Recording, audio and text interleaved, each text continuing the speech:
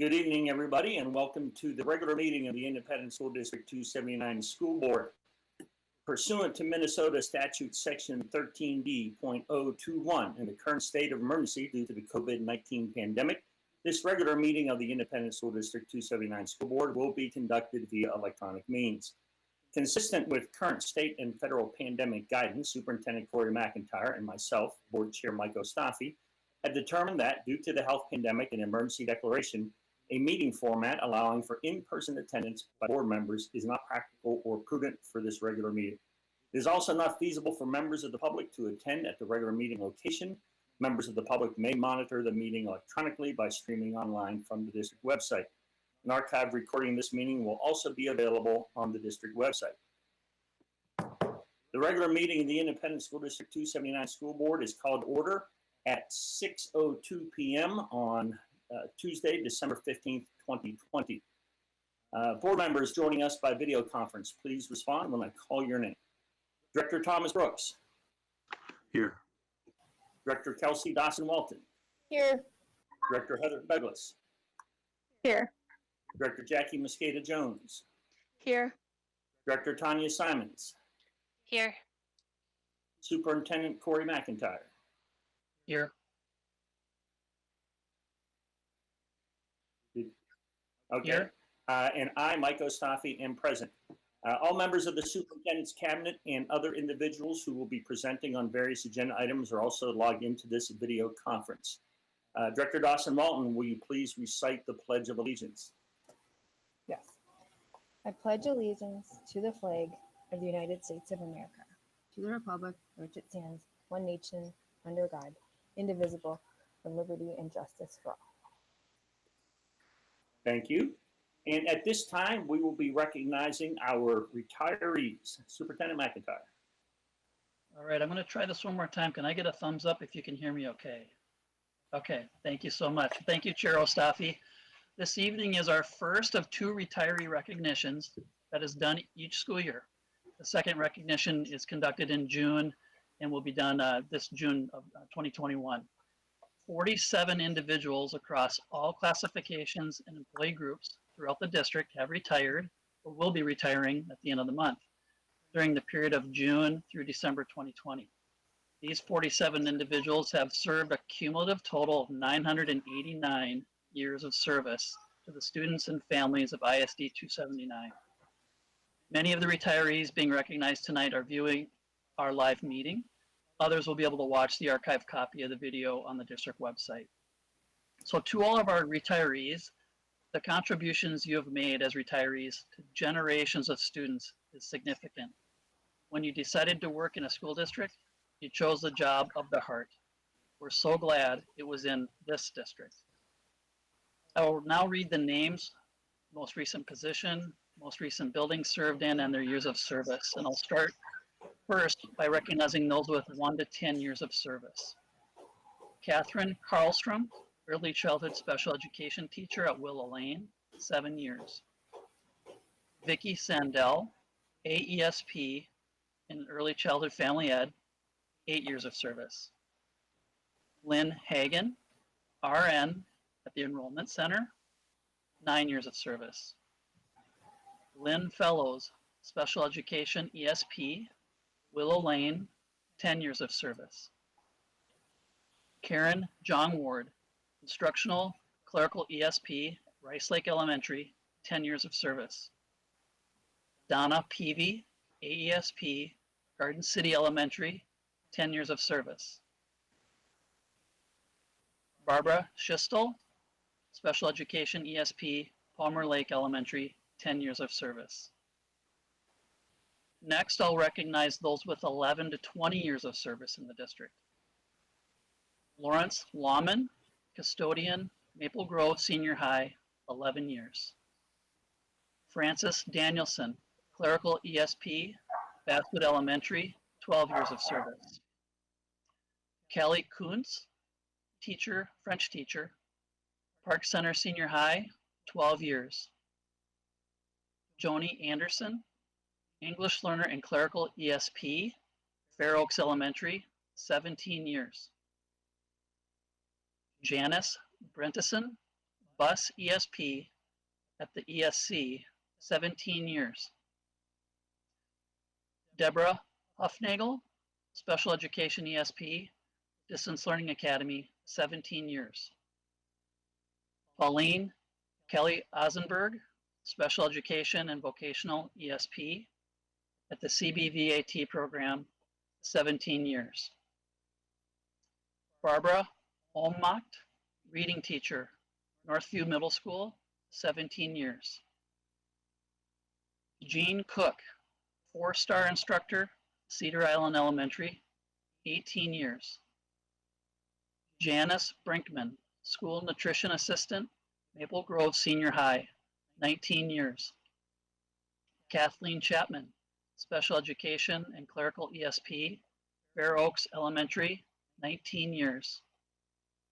Susan Ely, Administrative Assistant, Maple Grove Senior High, 19 years. Janet Wagner, Payroll Supervisor, ESC, 19 years. Phyllis Kist, School Nutrition Assistant, Maple Grove Senior High, 19 years. Charles Pittery, Custodian, Weaver Lake Elementary, 19 years. Susan Kofsky, Special Education ESP, Elm Creek Elementary, 20 years. Darwin Kreft, Secondary Counselor, Distance Learning Academy, 20 years. Dwayne Lacrosse, Custodian, Maple Grove Middle School, 20 years. Ferdinanda Norris, ESP, Crestview Elementary, 20 years. Joan Lewis, Pre-K ESP at Edinbrook Elementary, 20 years. Next, I'll recognize those with 21 to 30 years of service. Kathleen Loney, kindergarten teacher, Rice Lake Elementary, 21 years. Denise Chateau, administrative assistant, Cedar Island Elementary, 21 years. Catherine Benson, 4-star instructor, Cedar Island Elementary, 23 years. Janice Lavoy, instructional clerical ESP, Rush Creek Elementary, 24 years. Marla Lenzen, special education ESP, Willow Lane Elementary, 24 years. Ruth Youngberg, 4-star instructor, Woodland Elementary, 24 years. Deborah McEwen, LCTS administrative assistant at the ESC, 25 years. Michelle Waldron, special education ESP, Palmer Lake Elementary, 25 years. Dory Slate, support application specialist at the ESC, 27 years. Linda Munson, school nutrition manager, Elm Creek Elementary, 27 years. Curtis Kaiser Moe, special education ESP, Osseo Senior High, 28 years. Lastly, I'll recognize those with more than 30 years of service in the district. Sue McNowski, HR generalist at the ESC, 31 years. Diane Olson, special education ESP, Crestview Elementary, 31 years. Cindy Brown, coordinator of business services at the ESC, 32 years. Renee McWilliams, second grade teacher, Basswood Elementary, 32 years. Kathleen Ward, first grade teacher, the Distance Learning Academy, 34 years. Gloria Kulava, first grade teacher, Elm Creek Elementary, 35 years. Penny Newell, SEVC at Maple Grove Senior, 36 years. Julie Williams, second grade teacher at Rush Creek Elementary, 37 years. We have one more retiree to recognize tonight, and I'm going to ask him to come out of the control booth, step up to the podium so we can see him on camera. Here's Randy. Hello, folks. All right. After serving for 36 years as our district video producer, Randy Stengel is retiring at the end of the month. Over the time he's been with the district, Randy's witnessed and documented tremendous changes in the school district, including construction of new schools, arrival of new superintendents and new school boards, evolving teaching and learning practices, and everything else that comes with school operations. Randy has supported teaching and learning by providing video support for teacher training and student learning activities. He's supported district operations in too many ways to count. Over the past 36 years, video technology has changed dramatically. There are still some VHS tapes in Randy's archives, and Randy has adapted his practices to meet the new needs.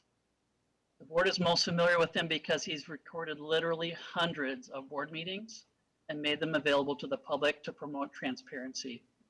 We will miss his video production skills, his easygoing nature, and his deep history of the district. But we're happy that he will now have more time to enjoy his family and his beloved Minnesota Twins. Randy has pulled some videos from his collection and great clips that are being posted to social media and to the district YouTube channel as journeys into the video vault can be seen. I think you'll enjoy taking a trip back in time as you watch those videos. Randy, thank you for your dedicated service. We wish you all the very best in your retirement. Thank you. I've enjoyed getting to know you folks, and I will say I'm a very, very well-informed employee. Congratulations, Randy. And once again, I want to say congratulations to all of our retirees. Thank you, Chair Ostafi. Thank you, Superintendent McIntyre, and thanks to every employee who was recognized this evening for your service to our district. Thank you very much. Next up are additions to the agenda. Board members, do you have any additions to the agenda this evening? Seeing shaking heads and hearing nothing, is there a motion to accept the agenda as presented? So moved. We have a motion. Is there a second? Second. Discussion. A roll call vote will be taken by the board secretary. Ms. Lincoln. Director Brooks, Aye. Director Dawson-Walton, Aye. Director Douglas, Aye. Director Mosqueda-Jones, Aye. Director Ostafi, Aye. Director Simons, Aye. and the motion passes on a vote of 6-0. Thank you, Sherry. Next up is Truth and Taxation hearing and public comment and questions. Ron Meyer, our Executive Director of Finance and Operations, will now provide a presentation for the Truth and Taxation hearing and public comment and questions. Ron. Okay, thank you, and good evening, Chair Ostafi, Superintendent McIntyre, school board members, and community members. On the agenda this evening is approval of the preliminary levy limitations for taxes payable in 2021. State statute requires that the school board certify the preliminary levy limitation by September 30th of each year, which the school board did at their board meeting on September 29th. The purpose of that approval was to provide information to the Hennepin County Auditor so that the proposed tax statements can be prepared and mailed to all taxpayers by November 24th. Before approval of the final levy certification that will take place this evening, a hearing needs to take place between November 25th and December 28th with very specific rules and content requirements. Specifically, state law requires a presentation of the current year budget, prior year actual revenues and expenditures, proposed property tax levy, including percentage of increase, and then specific purposes and reasons for which taxes are being increased. The district must also allow for public comments.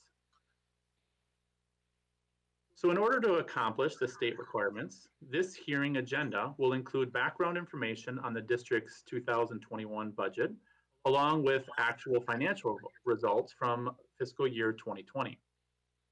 This will be followed by information on the district's proposed tax levy for taxes payable in 2021. And at the end of the presentation, the public will have the opportunity to provide comments and ask questions. First, I will provide some background information about public school funding. The Minnesota State Constitution includes the duty of the legislature to establish a system of public schools. The local property tax levy is one of the mechanisms that the state legislature uses to fund public education. As a result, public school funding is highly regulated, and revenue formulas, tax policy, and the tax levy process are established through state law. Some other pertinent information about school funding. Over the past 18 years, state aid through the General Education Revenue Formula, which is the main source of school district revenue, has not kept up with the rate of inflation. When we factor in inflation, the per pupil allowance would have needed to increase by an additional 7.7% over this time period. This chart shows the dotted green line as the increase to the funding formula, and the red line is adjusted for inflation using the Consumer Price Index. You can see the gap between those two lines. So as a result, there's a growing dependence on local levies and referendum revenue. As you can see, in 1992-93, only 65% of districts had operating referendums, averaging $332 per pupil. And in 2021, our current fiscal year, all of the Minnesota school districts in the state have referendum revenue and or local optional revenue, levy authority averaging $1,570 per pupil. A key point about the tax levy is that increases or decreases in the local levy do not necessarily translate into changes in the school district's budget. State determined formulas and voter approval create limits for the tax levy. Some increases are offset by reductions in state aid, and expenditure budgets are limited by and established through separate processes. Thus, any increase in school taxes does not always correlate to an increase in the school district's expenditure budget. Now I will review the fiscal year 2021 budget. Because school districts' fiscal years runs from July 1st through June 30th, tonight we will review the current year's budget, which ends on June 30th, 2021.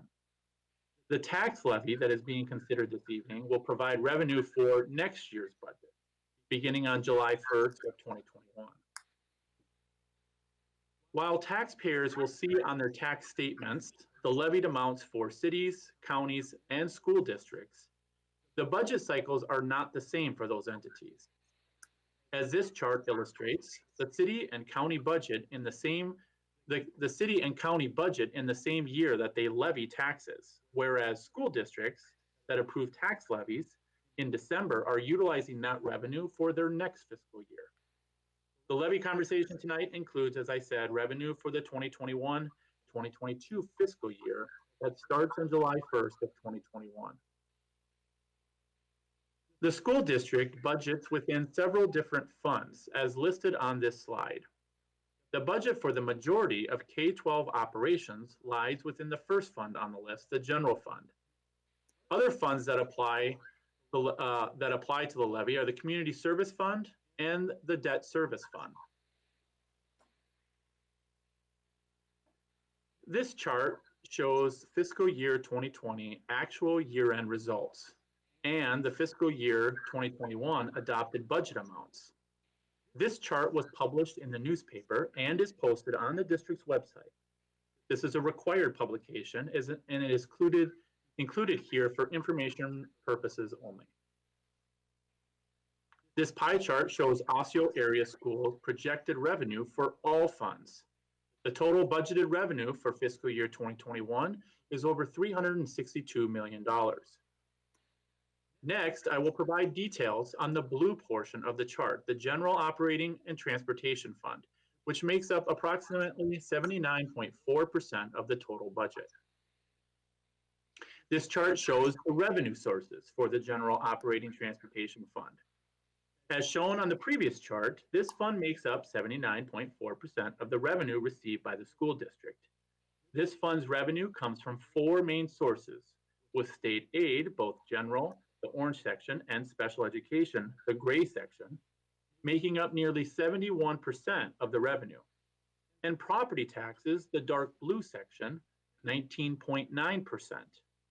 Federal revenues, the light blue section, and the green other section, such as grants, make up the remaining 9.2%.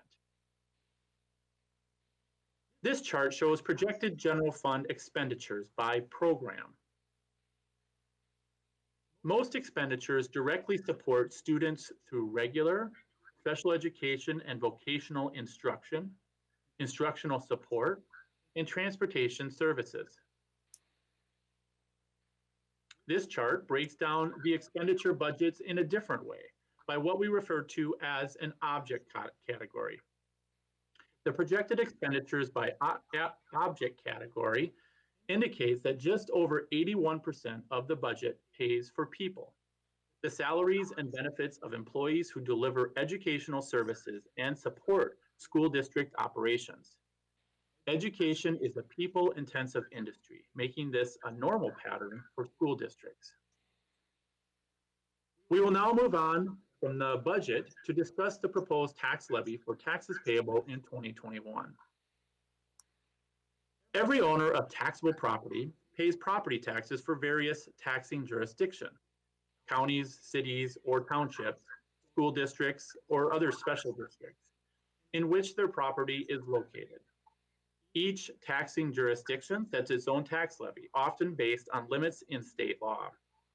The county, in our case, Hennepin County, sends out bills, collects taxes from property owners, and then distributes funds back to the taxing jurisdiction, including our school district.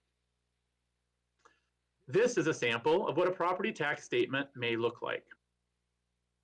School districts are just one of the taxing jurisdictions, which also includes counties, cities, and other special tax jurisdictions.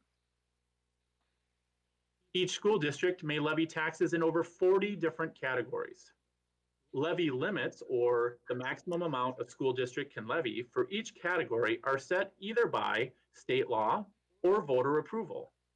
The Minnesota Department of Education calculates detailed levy limits for each public school district. We reviewed these limits with the school board when the preliminary levy was set on September 29th. This is a schedule of events that establish the payable 2021 tax levy. Tonight, we are holding this public hearing, and the board is scheduled to take action on the final levy later this evening. State law requires that we explain reasons for major increases in the overall levy. The total proposed tax levy for taxes payable in 2021 is increasing by just 0.4%, or $424,109 over 2020. This slide shows the line items of the levy within the three funds for which tax levy is a revenue component. These funds include the general fund, which includes the capital fund for these purposes, the community service fund, and the debt service fund.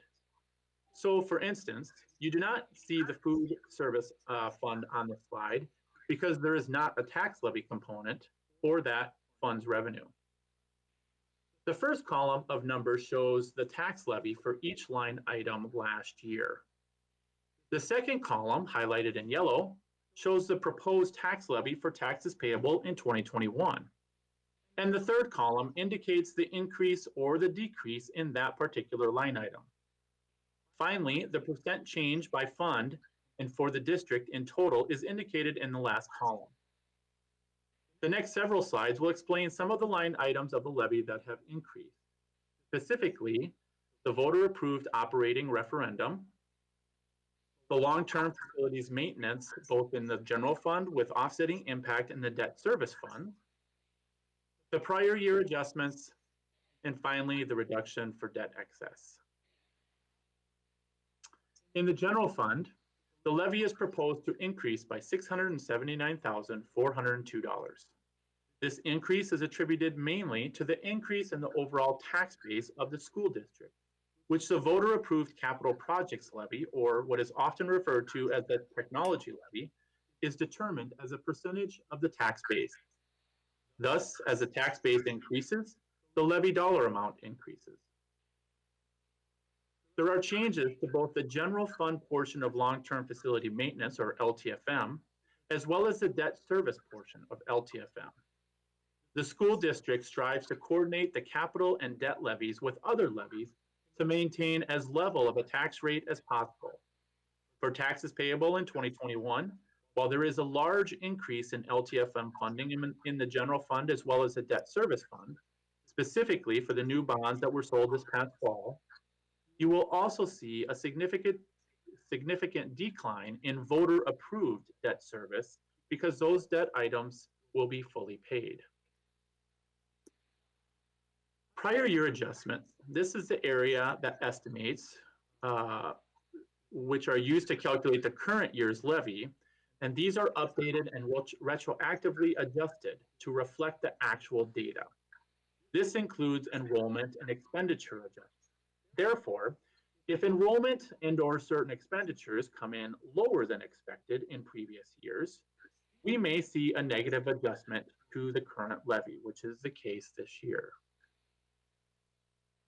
While changes in the dollar amount of the levy provided through the funding formulas can cause the tax bill for individual property to increase or decrease, other factors are also involved, including changes in the value of an individual property and changes in the value of all of the property in the school district. The following slides are tables and graphs showing examples of changes in the school district portion of property taxes from taxes payable from 2018 to 2021. The examples were prepared by the district's financial advisors, Ellers and Associates. All examples are based on a 15.8% increase in property value over the 4-year period from 2018 to 2021, including a 4% increase from 2020 to 2021. This chart shows the tax impact for, as I just mentioned, properties whose value has increased by 15.8% over the 4-year period from 2018 to 2021, including that 4% increase from 2020 to 2021. The blue bar indicates a home whose value has grown to $250,000 since 2018. For this particular home, the 2021 tax impact of the proposed levy is a decrease of $12 per year from 2020. Each property will have unique characteristics. Actual changes in value may be more or less than this for any parcel of property. The amounts are intended to provide a representation of what may have happened to the school district property taxes over this period for typical properties. The next few slides show some examples for properties whose valuations have increased, as shown in these examples, 15.8% in the 4 years from 2018 to 2021, including that 4% increase this past year. As I just mentioned, a $250,000 residential property will experience a $12 decrease in school taxes from $1,110 for taxes payable in 2020 to $1,098 for taxes payable in 2021. Using that same assumption, this $400,000 residential property will experience a tax decrease of $20 from $1,826 to $1,806. Again, this assumes that the property value increased by 4% from 2020 to 2021. This $1 million commercial industrial property will experience a tax decrease of $25 per year. Again, this assumes the property value increased by 4% from 2020 to 2021.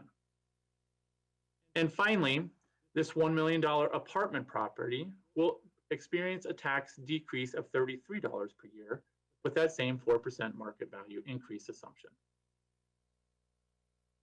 There are programs available for property managers or property owners to give some tax relief. The first is a homestead credit refund. This is a refund program based on income and the total property taxes. More information on this program can be found at www.revenue.state.mn.us. Referral program allows property taxpayers who are 65 years or older and whose total household income is $60,000 or less to defer a portion of their homestead property taxes until some later time. It allows senior citizens whose property taxes are high relative to their incomes, but who wish to stay in their homes, an option for paying their property tax.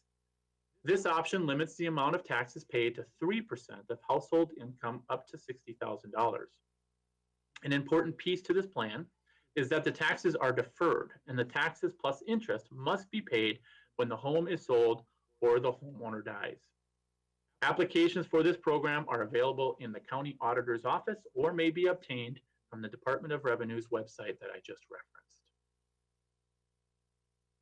Our next step, in just a moment, I will give an opportunity for any public comments regarding the proposed levy. Then, later in the school board meeting this evening, the board will certify the property tax levy for taxes paid in 2021. So in summary, the proposed final levy payable in 2021 is $100,552,792.48. And with that, I will turn it back to Chair Ostafi to facilitate the process for anyone wishing to make comments specifically on the proposed school district tax levy for taxes payable in 2021. Thank you, Ron.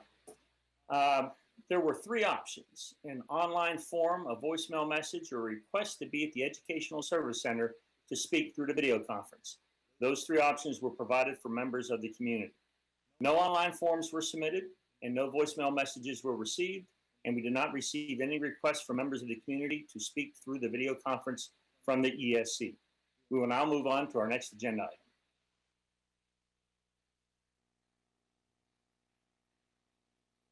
Number 6 is audience opportunity to address the board. When regular school board meetings are conducted virtually, two options are available for individuals to address the board. Within certain parameters, individuals may submit comments online to be read aloud by a staff member or leave a voicemail message to be played at the meeting.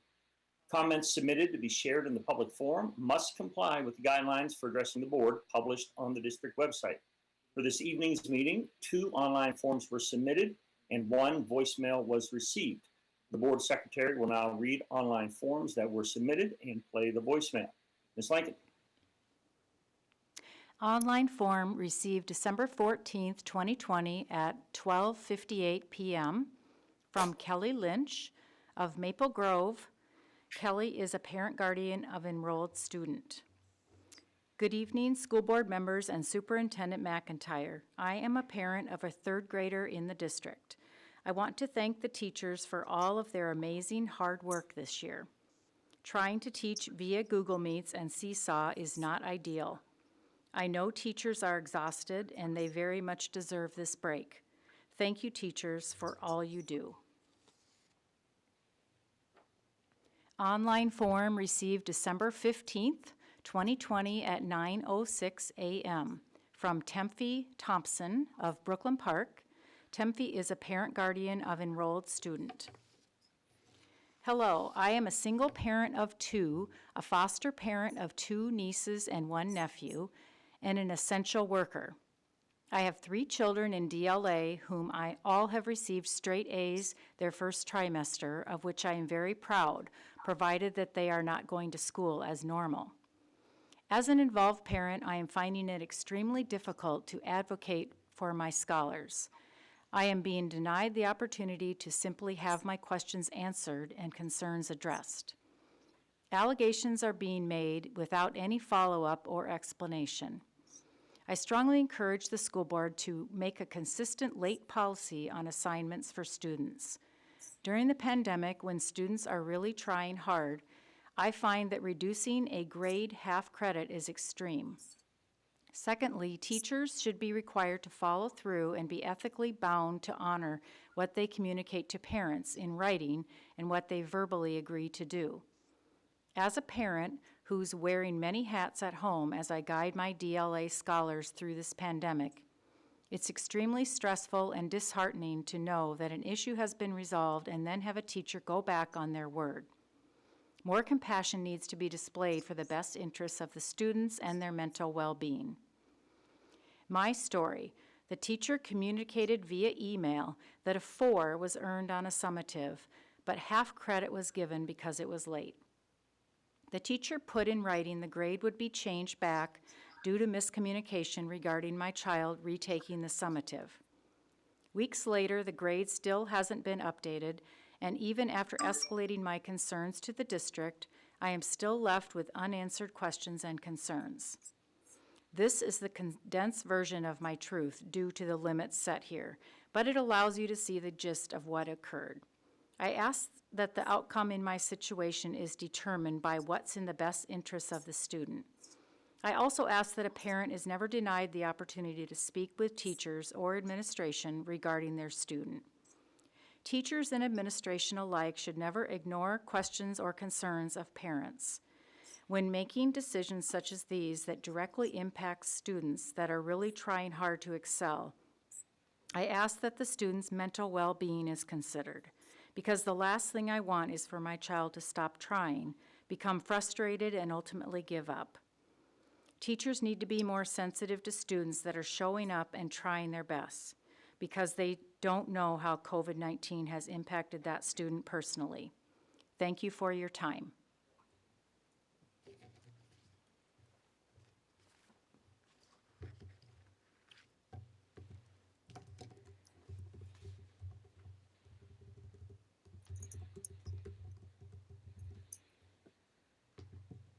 All right, and next is going to be a voicemail message that was received at 11:45 a.m. today, December 15th, from Carla Brown, district parent.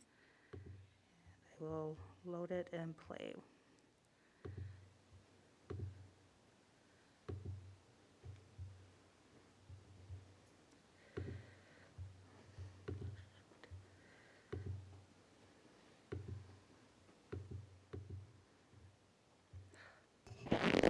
Hi, I'm Carla Brown, and my child attends the Distance Learning Academy.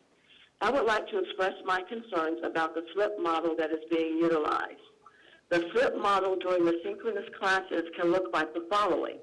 The teacher enters virtual environment without the camera on, reminds scholars to take attendance, tells them to do homework, and releases them to complete their assignments independently. The teacher is available for scholars to ask questions for the remaining of the synchronous period. There is no content review, small group sessions, or class interaction during the allotted synchronous time. In addition, attending class is optional. I'm being told by the leadership team that this implementation of the flip model is considered live instruction. However, it feels more like an online class with the teacher as a resource. When I inquired about this method to the leadership team, I was told that it meets the standard and is in compliance with District 279 guidance and expectations. So how does the synchronous period differ from the asynchronous period when utilizing the flip model? It is unacceptable that a teacher is allowed to not provide direct instruction, but instead have scholars watch videos and complete homework assignments that are not reviewed in class. As a parent, I believe that during the synchronous period, the teacher would discuss the subject to the class at the same time. The Distance Learning Academy website indicates that there will be a blend of daily live virtual sessions, pre-recorded video tutorials, and independent learning activities. The practice of the flip model during live virtual sessions was not my expectation, and this was not clearly explained when the Distance Learning Academy was presented as an option. Again, the flip model that District 279 sanctions is concerning to me, and I would ask that the leadership team set an expectation that a teacher reviews content and engages students during the synchronous period. In conclusion, I feel that after expressing my concerns with the leadership team and superintendent, that I should communicate them to the school board. The following are my suggestions for a solution. Number one, that there is direct instruction from the teacher for at least a portion of the synchronous period. Number two, to give the scholars a pass-fail option for those classes practicing the flip model. And number three, send a survey to the scholars and parents to determine how the flip model is working for them. Thanks for your time. All right, thank you. And Ms. Lincoln, can you make sure that you send us that voicemail as well as the two documents that were submitted so that we can have that? And Superintendent McIntyre, I'm going to ask you, if you haven't already done so, please follow up with Ms. Thompson, I believe, our second person. And some of these other items regarding the flip model may have to be addressed, during discussion of our learning model and how that's done. But I would hope that you're aware of this. It sounds like the concerns were communicated to you. With that, and I want to thank everybody for expressing their concerns and writing in and speaking. So thank you for that. Number 7, our Superintendents Report. Superintendent McIntyre. All right. Thank you, Chair Ostafi. Good evening, board members. In my Superintendent's Report tonight, I have 3 items. First, I have one correction regarding one of our retirees recognized earlier tonight. Donna Peavy, an AESP at Garden City, was recognized for 10 years of service, and I've learned, in fact, she has served 30 years. We want to get this right. So my sincere apologies to Donna, and congratulations on serving 30 years and on your retirement. Congratulations. All right, I'm also excited to announce the launch of a new academic opportunity for students who thrive in 100% remote learning. This past summer, as you all know, the Distance Learning Academy was created specifically to meet the pandemic-related requirements of the current school year. This program will likely close at the end of the year, assuming we're back in person, and we will be following that up with a program called 279 Online, a new full-time online comprehensive K-12 school. In terms of instruction, there'll be many similarities to the DLA, but there will also be some differences. Similar to what we offer in this year's Distance Academy, next year, students in 279 Online will experience 100% remote learning, a combination of live instruction and independent work, curriculum that meets state standards and graduation requirements, highly qualified staff dedicated specifically to the online school, teachers who build caring relationships with students and create peer-to-peer connections among students. And secondary students will have opportunities to participate in the Minnesota State High School League sponsored activities at one of our high schools. Here are some of the important elements that will be different in 279 Online next year. 279 Online will be a regular standalone school choice option. Students will apply for an in-district transfer to 279 Online from the brick and mortar school assigned to their residence. Students will not be duly enrolled at their previous school. They will be enrolled only in 279 Online. Enrollment will be limited to about 2,000 students, and we'll continue to evaluate that. And students will need to apply by January 15th for an in-district transfer from their current school to 279 Online. A lottery will be used if there are more applications than spaces available, and mid-year transfers will be accepted on a space available basis. Secondary students can see course options before applying and will register for classes after enrolling in 279 Online. We're finalizing a variety of communications about this new fully online school, and families can expect to receive more information within the next few days. I would encourage caregivers who are viewing the board meeting to watch their email so they can promptly act if interested, knowing the application deadline is January 15th. And lastly, tonight I'd like to take a moment to recognize departing board chair member Mike Ostafi, as tonight is his last official meeting as a board member. The most visible work of the board involves developing a vision for the district, setting a strategic course of action, deploying resources to accomplish goals, approving budgets, determining policy, providing facilities that are safe and healthy, and assessing the results of our efforts, generally providing for the educational needs of District 279 students. However, school board members engage in many other activities that support the district's work that are sometimes less visible to staff and community members. Those activities include spending time in schools, building relationships with partner organizations, meeting with community members, attending school and district events, participating in local, state, sometimes national training, and diligently preparing for school board meetings. The most visible work of a board involves developing a vision for the district, setting that strategic course, deploying resources, and really meeting all those educational needs. Those activities, including spending time in schools and building those relationships, which Mike, I know you've made a priority as a board member, really has shown through.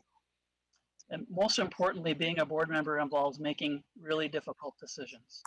Mike, what I've learned about you is you are willing to ask the tough questions, push the envelope, make difficult decisions when needed.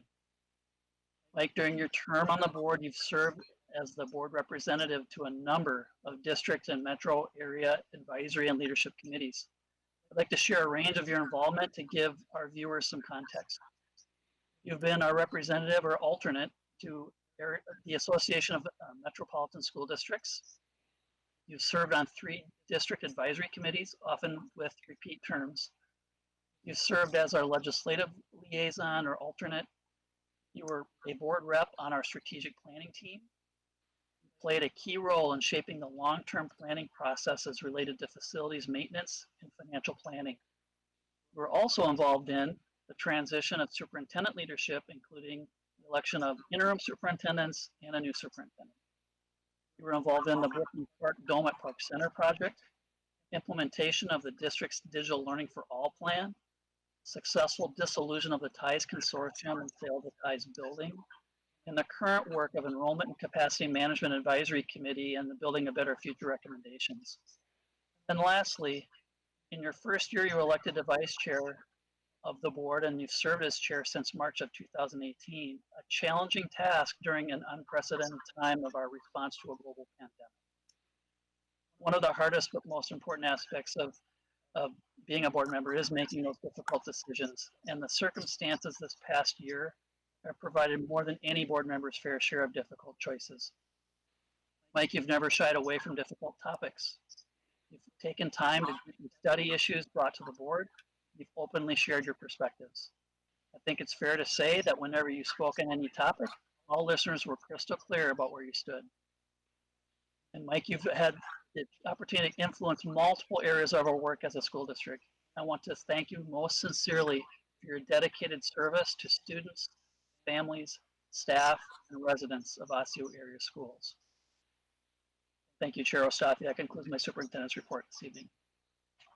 Thank you very much, Superintendent McIntyre. You just blew my goal of going quietly into the sweet night.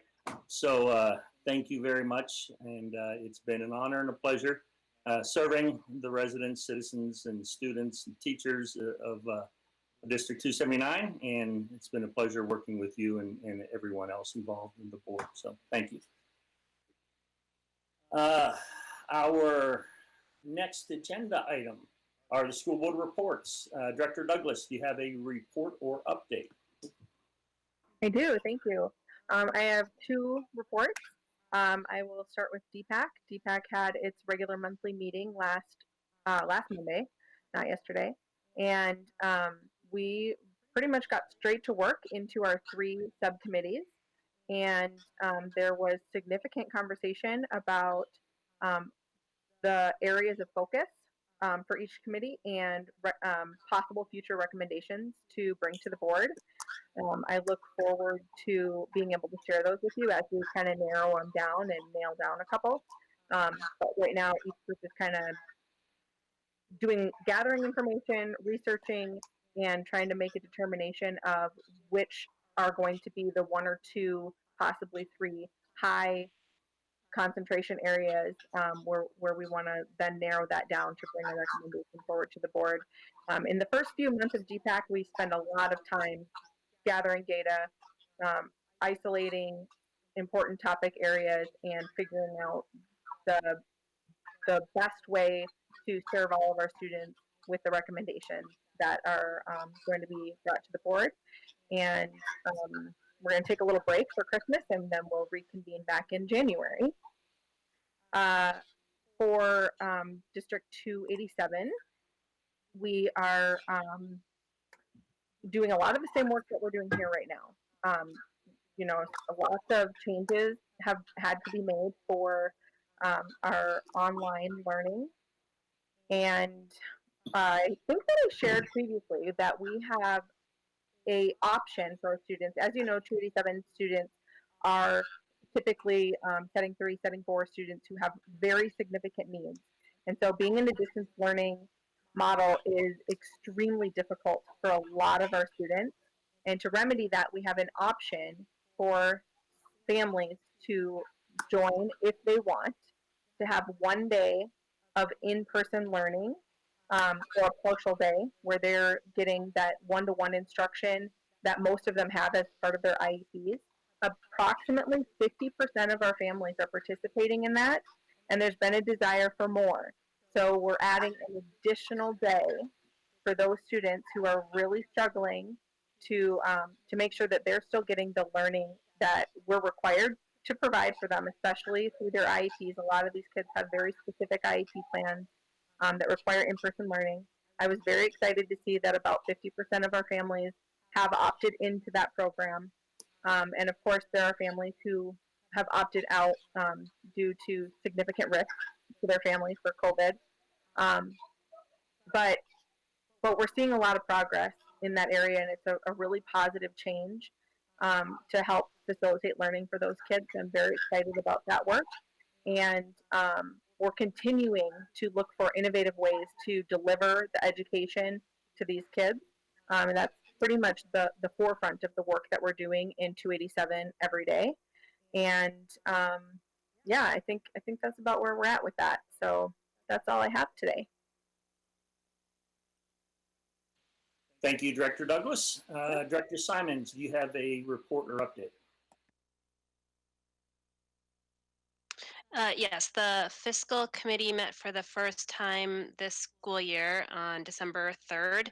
And it really covered quite a wide range of topics in depth. Many of them our board has seen at work sessions and through tonight with the tax levy. So we covered many different financial documents. We covered our investment portfolio, which has done extraordinarily well, as everyone has seen in this volatile environment over the past year. And so we have excellent financial managers who are constantly rebalancing and able to be very strong fiscal stewards of our finances for the district. Covered our integrated facilities planning process as well, as that's relevant for fiscal in terms of potential investments in that process. And reviewed budgets, reviewed tax levies. So very, very full meeting to cover all of that ground with our first session. I would encourage all of those listening and watching to check out the school board or the school district site. If you go onto the school board site and you go to Info Center and then click on Fiscal Responsibility, all of our documents are very well organized there. I really appreciate, as an accounting and finance person, the degree of transparency that this district has provided and the degree of excellent financial management, which we've seen throughout many meetings. And that's really the financial staff, the selection of our external partners, Ron and Kelly. Kelly, I better not see your name on that retirement list anytime soon, because we really are so appreciative of all the work that you do on that. So can't say enough positive things about our team. And we've got a really strong 17 member committee that asked a lot of great questions and had excellent engagement. So it's always, as a board member sitting on committees, I think that's something I greatly appreciate when we have committee members who are really jumping in, asking difficult questions, seeking to understand and provide that strong oversight that our committees do. So again, go out to the school board site, check out all those documents. There's also some good videos about how school finances work, which Ron was also kind of sharing about tonight in the tax levy portion. Thank you. Thank you, Director Simons. Director Dawson-Lawton, do you have a report or update?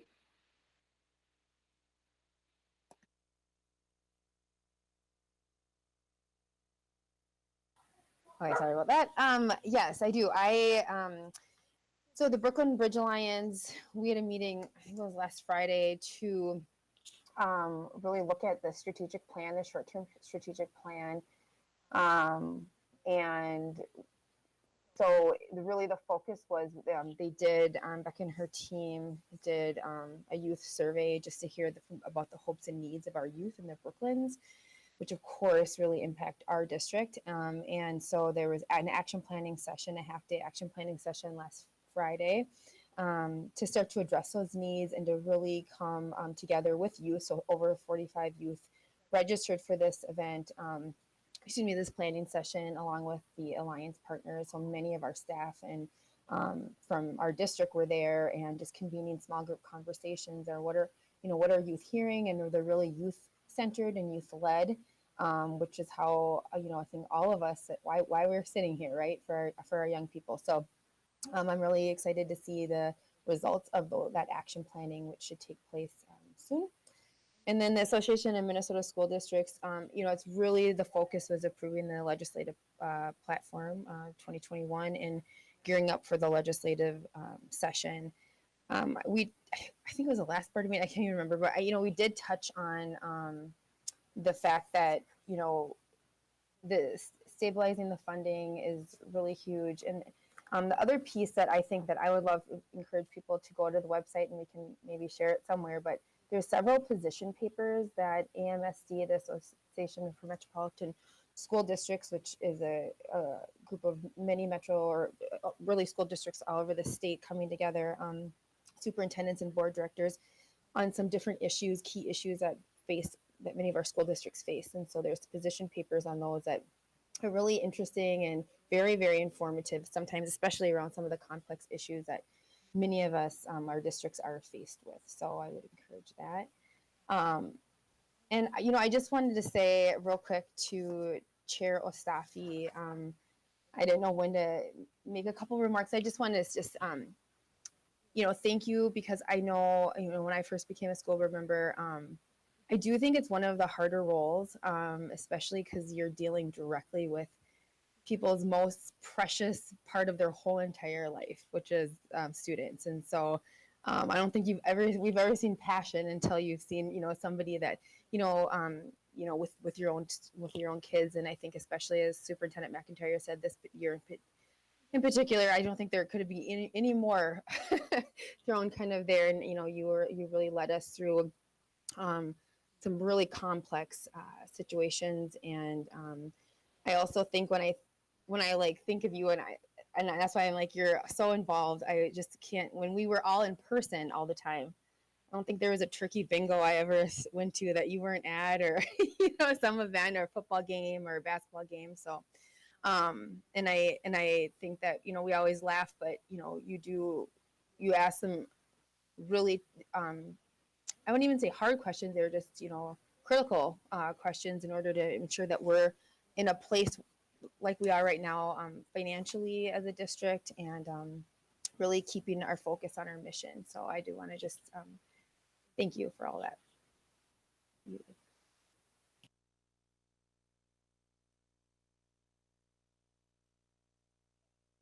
You're muted, Mike.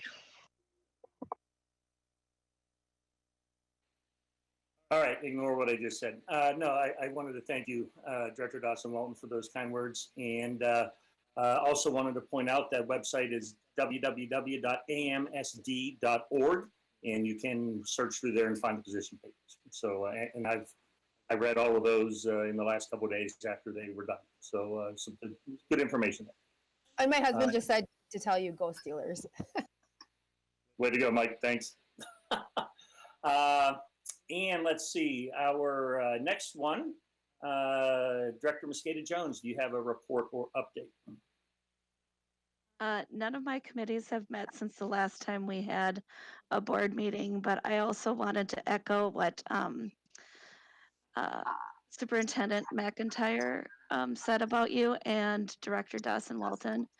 I just want to thank you for your leadership during these last couple of years while I get oriented to the board. I appreciate your questions, your detailed questions. I appreciate the facilitation that you've done so that we make sure that everybody's voice gets heard. That has been very helpful for me, particularly since I'm a thinker, and I appreciate that you've been able to flex your style a little bit to allow for some of us who need a little more time before we respond. So I'm not going to say go Steelers because I'm not a football fan, but I will say I do appreciate all the involvement that you've had in all of the schools, and having read at some of the same classrooms that you've read. It's been an honor and a privilege. Thank you. Thank you, Director Mosqueda Jones, for the update and those kind words. Thank you. Next up, Director Brooks, do you have a report or update? No reports or updates from me, but I do want to echo what so many have said. I've had a very short amount of time with you on the board, but as a parent and community member, just want to also say thank you for all of the time and thoughtfulness that you've committed to our district. I appreciate that, and good luck to you over the Thank next couple of years. And at this time, I do not have a report or update. So on to the next, Director Simons. Yeah, I want to express my appreciation too. I don't follow I always follow the rules, so I don't want to break my protocol about the rule breakers. But the very same, have so appreciated what you have bring to the board. I think it's the beauty of a board where everybody has a distinctive way that we govern the type of questions that we ask in the leadership. So it's been just a pleasure. It's been a great learning experience to have been able to work with you and to learn from you. And thank you so much for all that you've done for our district. Thank you. I appreciate that. My turn. All right. Sorry.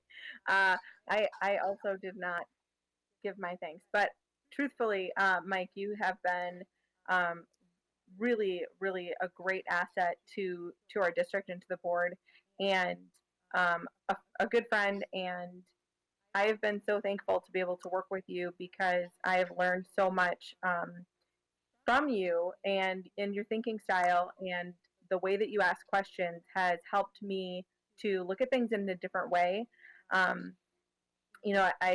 I tend not to be as analytic, and so it really helps me to think about things like, well, what would Mike think about, and what question would he ask when I'm in situations that involve our district, but like in my individual committees, to kind of ask some different questions and gather different information. So it's been really helpful, and I've learned a lot from you. So thank you so much for everything that you've done, and I think that everyone said some really great things. So thanks. Appreciate that, and I'm blushing. So let's move on. Our first presentation this evening is the pre-sale report for the certification of participation for the Rice Lake Elementary addition. Mr. Meyer. Thank you, Chair Ostafi, and good evening again, Superintendent McIntyre and school board members. In June of 2020, the school board approved an addition to Rice Lake Elementary School to relieve overcapacity concerns that have been and were projected to continue to occur at that school. Since that time, our team has been working through the initial planning stages of the project. With us this evening to walk us through the pre-sale report for the certificates of participation, which is the funding mechanism for this project through our lease levy, is Jody Zespa and Senior Municipal Advisor for Ellers Public Finance Advisors. Jody? Thank you, Ron, and good evening. I know that we've talked about this transaction a couple of different times, and we do have, as you see on the cover report there, 3 financial advisors at Ellers that serve Osseo Public Schools. With me tonight is Shelby McQuay. She is another one of our senior municipal advisors, and I'm not sure if some of you may recognize her from a previous board meeting. I think I have been at the most recent meetings and have been fortunate enough to share the great news that we had related to the most recent bond issue, including the refunding results, which saves some significant dollars for your taxpayers. So Shelby is actually going to walk through the pre-sale report related to this transaction. Again, I know we've talked about it before, but just to give you some updated estimates on the financing schedules. So I will turn it over to Shelby.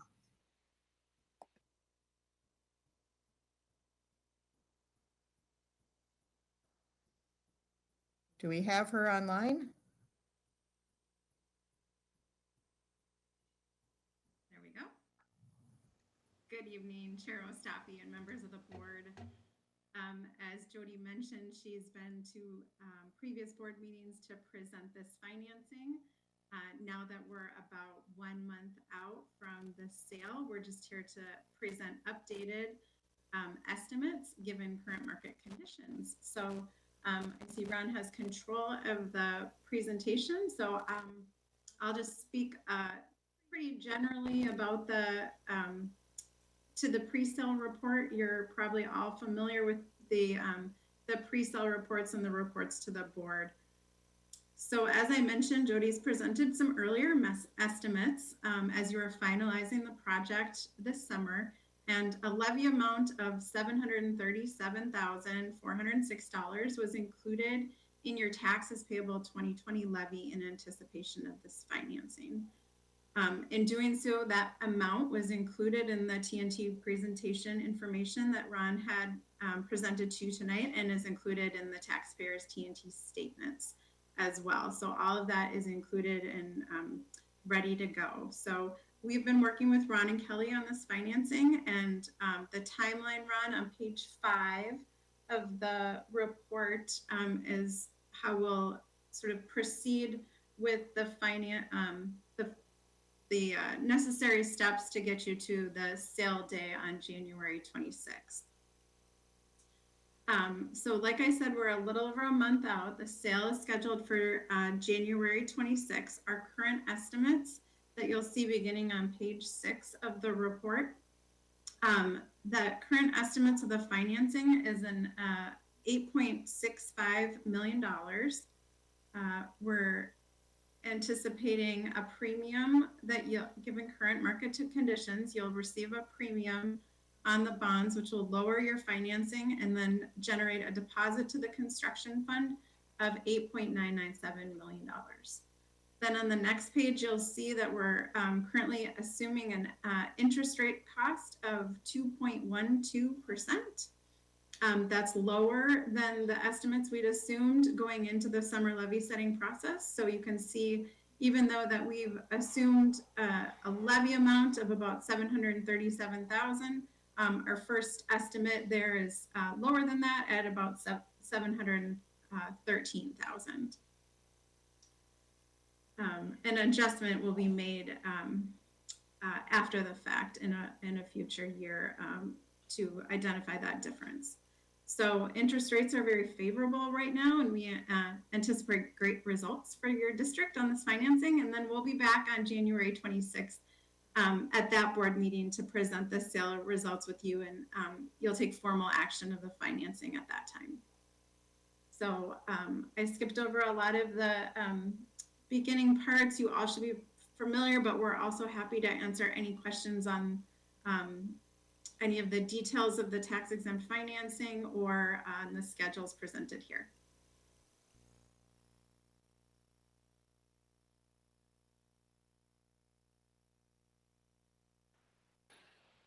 Thank you, Shelby. Board members, does anyone have any questions? Just unmute yourself. I'll look real quick through there. I don't see any, but I also don't see Kelsey. So no questions. All right. Thank you very much. Ron, was there any other comments that you needed to make on this item? Thank you, Chair Ostafi. Just to reiterate what Shelby said, others will be back with us at the January 26th meeting where we'll share the results of the sale. We look forward to that at that point. Okay, thank you very much. Next is agenda item 10, and that is the enrollment update. Mr. Meyer. Okay, thank you again. I'm gonna pivot to my next.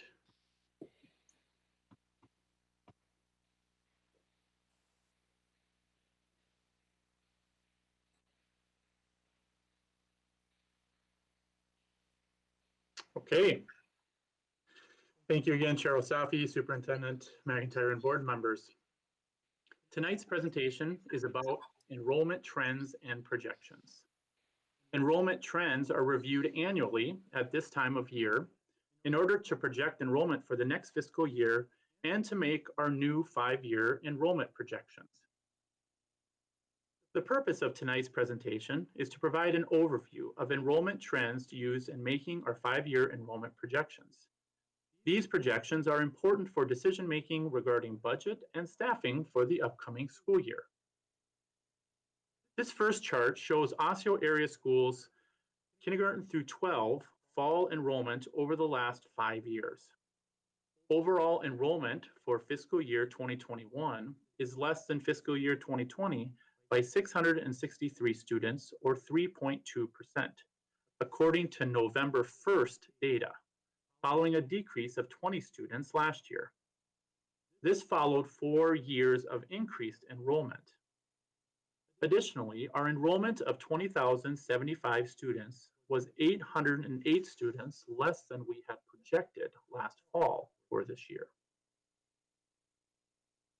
This next chart shows Osseo area schools' fall enrollment over the last 5 years, broken out for elementary and secondary grade levels. The red line shows students served in secondary grades 6 through 12, and the blue line shows the number of students served in elementary grades K through 5. Typically, a thorough analysis of our 5-year historical trend is a key component in projecting future enrollment.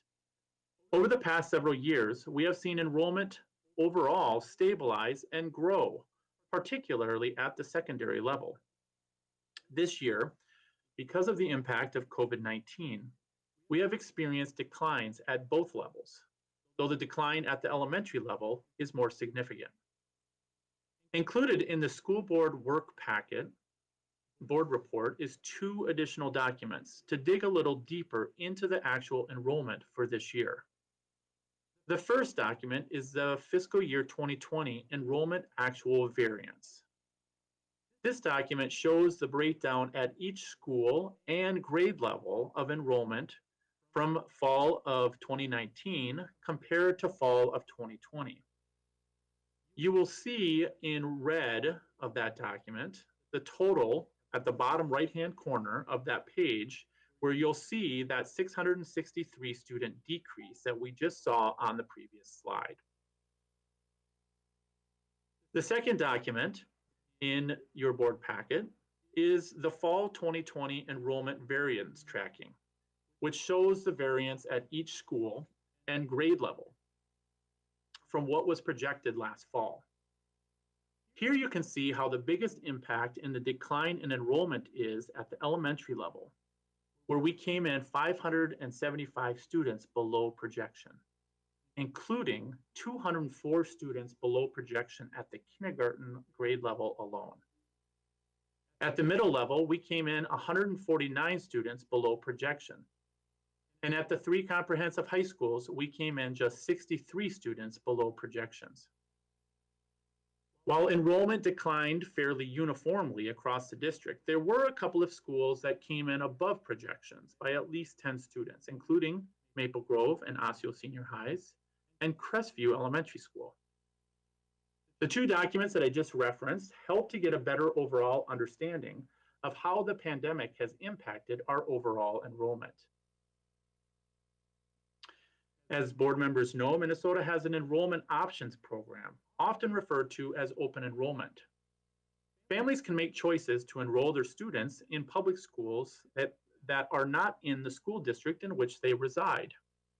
Osseo area schools has consistently enrolled around 1,300 to 1,400 students from other Minnesota school districts.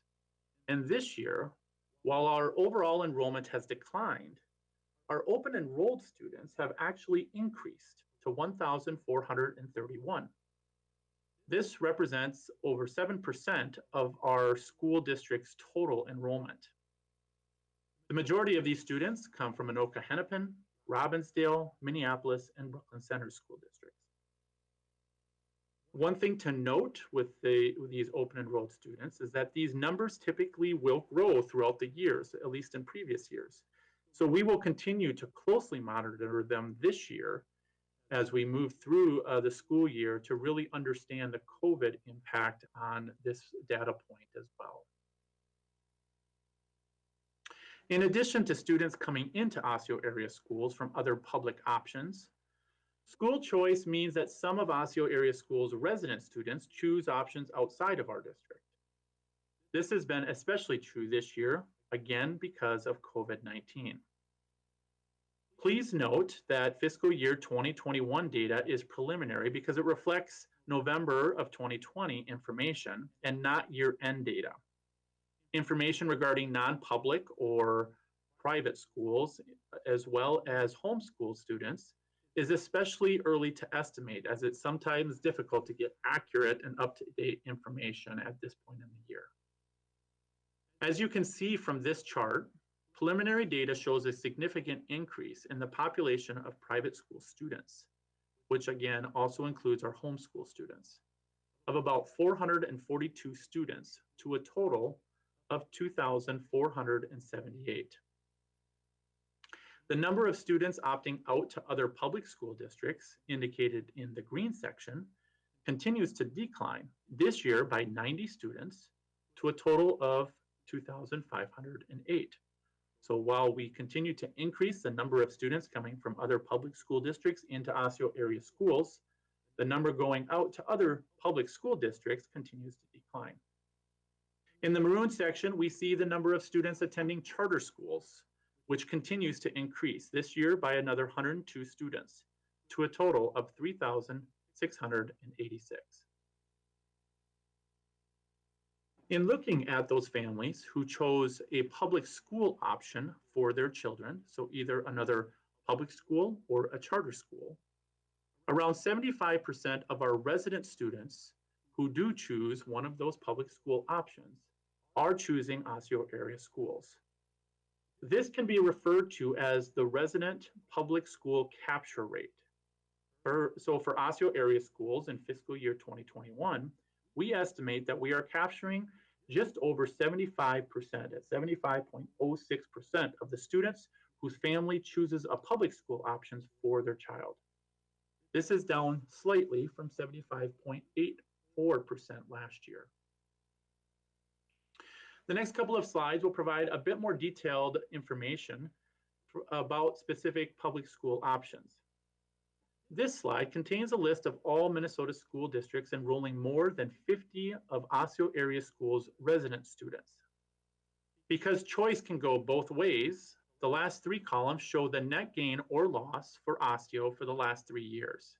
For example, by subtracting the number of Anoka resident students choosing to attend Osseo area schools, which is 452, from the number of Osseo area schools residents choosing to attend Anoka, which is 686, we see a net loss of 234 students from Osseo area schools to Anoka. Early data indicates a decline in the net loss of resident students to Anoka, Brooklyn Center, Fridley, Wayzata, Elk River, Minnetonka, and Rockford. Osseo gains more students than we lose from the Minneapolis School District and the Robbinsdale School District. This slide contains a list of public charter schools in which 50 or more ISD 279 students attend. Enrollment has grown over time at most of these charter schools. A couple of interesting things to note. As schools like Parnassus continues to add kindergarten cohorts of between 80 to 95 students each year, with students that reside in our school district, at the same time, they're graduating cohorts between 10 and 20 district resident students. Therefore, their overall enrollment continues to increase from year to year with students that reside in our school district. If this cohort size maintains and moves through all of the grade levels, the number of district resident students attending Parnassus could grow to over 1,000 students. Next, I want to draw your attention to the K-8 school, Noble Academy. This school enrolls approximately 40 to 50 Osseo area school resident students per grade level in those primary grades. This has actually decreased in recent years from the average of just a few years ago of around 60 students per cohort. So you can see the effect of this as the total enrollment has slowly declined over the past 3 years. While we have traditionally looked at our district's capture rate for students that have chosen a public school district as their option, it's also important, especially as we consider the impact of COVID on our enrollment, to look at our overall capture rate, including those students that choose homeschool and non-public options. This chart shows the percentage increase this year in students choosing homeschool and non-public options indicated in that top purple bar, and a slight decrease in Osseo's overall capture rate at 68.25%. Another important data set to consider as we evaluate the impact of COVID is our kindergarten enrollment. As we make future enrollment projections, one of the projection tools that we use is to look at trends of how many kindergarten students we enroll as a percentage of the overall Hennepin County birth records.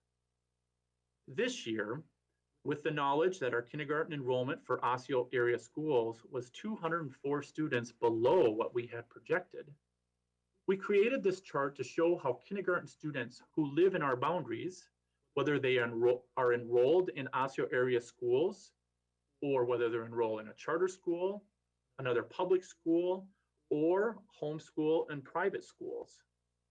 It shows that the total number of students has actually decreased as a percentage of Hennepin County births from previous years.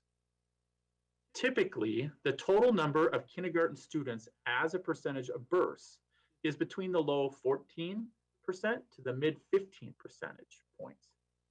But this fall, it fell to 13.63%.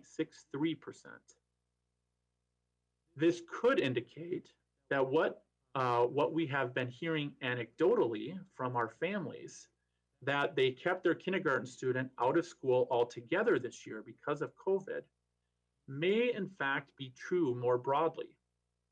We will continue to monitor this as we move forward and look at registrations at both the kindergarten and the first grade level for this coming school year. So all of this trend information that we have been discussing is used to estimate our 5-year enrollment projections. The yellow highlighted columns indicate our current projected enrollments for the next 5 years based upon our current patterns. Some points of interest to point out to the board. First is the overall historical data shows that trends in the past few years, which I talked about earlier in the presentation. Also, Hennepin County birth data from 5 years prior is used to project kindergarten enrollment, which I just talked about. Once again, we're going to continue to monitor to determine if the decline in the overall percentage of kindergartners based on that Hennepin County birth rate is a new trend or if it's an outlier. At the elementary level, we have included the budget assumptions that we talked about this past October. That assumption that we would recoup 50% of the lost students from this year. Keep in mind that this assumption is predicated on being back to a relative normal learning model with kids back in person for next year. Finally, as you can see at the bottom of the yellow shaded area, after an initial increase next year, mainly due to that 50% recapture of those students, we are now projecting as a district a slow decline of enrollment over the final 4 years of this model. This chart depicts the same data in a trend line. It shows a slight decline in the overall enrollment, and with the exception of a slight increase in fiscal year 2022 and 2023 at the elementary level, The 5-year trend is a slight decline at both the elementary and the secondary levels. As the board knows, this growth data is one of the most important items utilized by our Enrollment and Capacity Management Advisory Committee as we make recommendations about capacity needs and opportunities in the coming years. What is clear is that the current data that reflects the impact of COVID-19 has altered the trajectory of our overall enrollment from a slightly growing district in past years to a slight decline enrollment district. What is not clear is whether this data will end up being an outlier, and once we come out of the global pandemic, we will return to our past trend of a gradual increase of enrollment, or if this new data is the start of a new trend. This, of course, would certainly have an impact on our building capacity situation, as well as our budget and staffing considerations. Over the coming weeks, we will finalize our grade level and site level enrollment projections for fiscal year 2022.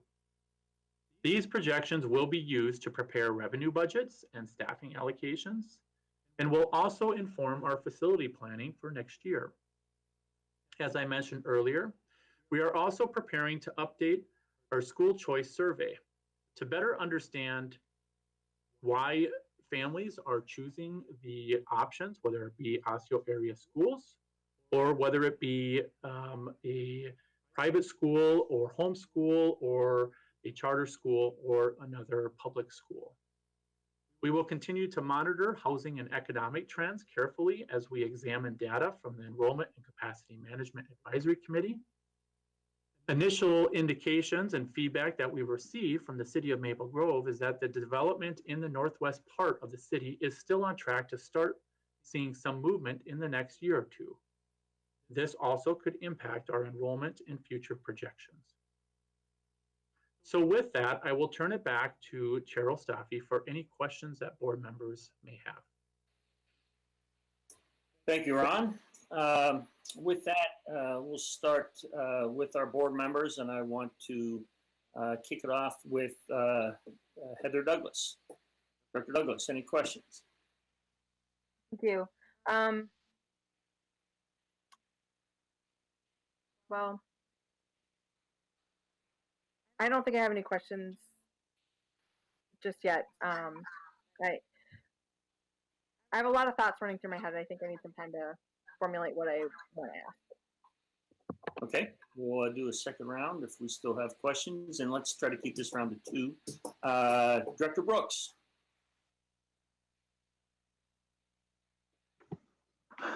I am in a similar boat trying to get it all together, but the first question I'll ask is based on that last slide. You mentioned the school choice survey. So one of the questions that I had is, what is the typical response rate on those surveys? What is the targeted response rate? And then do we have any sort of supplemental engagement efforts to actually reach out and find out what's taking some of these families away from the district outside of the survey? I appreciate the question, Director Brooks, and I'm going to ask Barb Olson if she can assist me. I did miss some comments that the last time that we did a parent choice survey was back in 2016, and we got some really good, valuable feedback for why families made various choices. Some of them were non-school related reasons, such as a family move out of the district or out of state. There was also some feedback on general academics and curriculum, also issues that were brought up, such as class sizes and discipline. So that was some of the initial feedback that we got back in 2016 that really helped to inform some of our efforts in reaching out and making sure that we're marketing and getting our story out to our families. And so one of our efforts moving forward here this spring is to go out and do another survey. And so I will ask Barb if she would be willing to share a little bit in terms of that response rates and some of your pointed questions. Sure, Director Brooks, I will offer that first thing I think we'd want to do is send you a copy of the report from that last survey because it will answer your questions. I think the other important point to make is that we hire a professional research firm to do this work. We don't do it internally. We hire professional surveyors who go out and they ensure that it's a random sample. They keep chasing people who are in the random sample until they basically respond up to an acceptable response rate. And I think when you see the report from last time, you'll understand their methodology and the results that we got from last time. And we would intend to do the same again, hire a professional firm to do this work. That's helpful. Thank you. And then I think one of the other questions I had is, I know that you mentioned, Ron, expecting to recoup 50% of what was lost, but I'm also wondering if we are just knowing the disparities in the district, if we're also keeping track of if we can actually drill down more into specific schools, if we can get data on specific schools and the demographics of the students that we're losing. As we start to kind of pivot and focus more on those communities, it would be helpful to know specifically, why, not necessarily why they're leaving, we know why, but what are some of these other schools bringing that the district right now just can't or isn't doing. So yeah, I would say that that is a request, not something you have to answer now, but just a request for more data on demographics. And that's it for now. I'm sure I'll have more in a bit.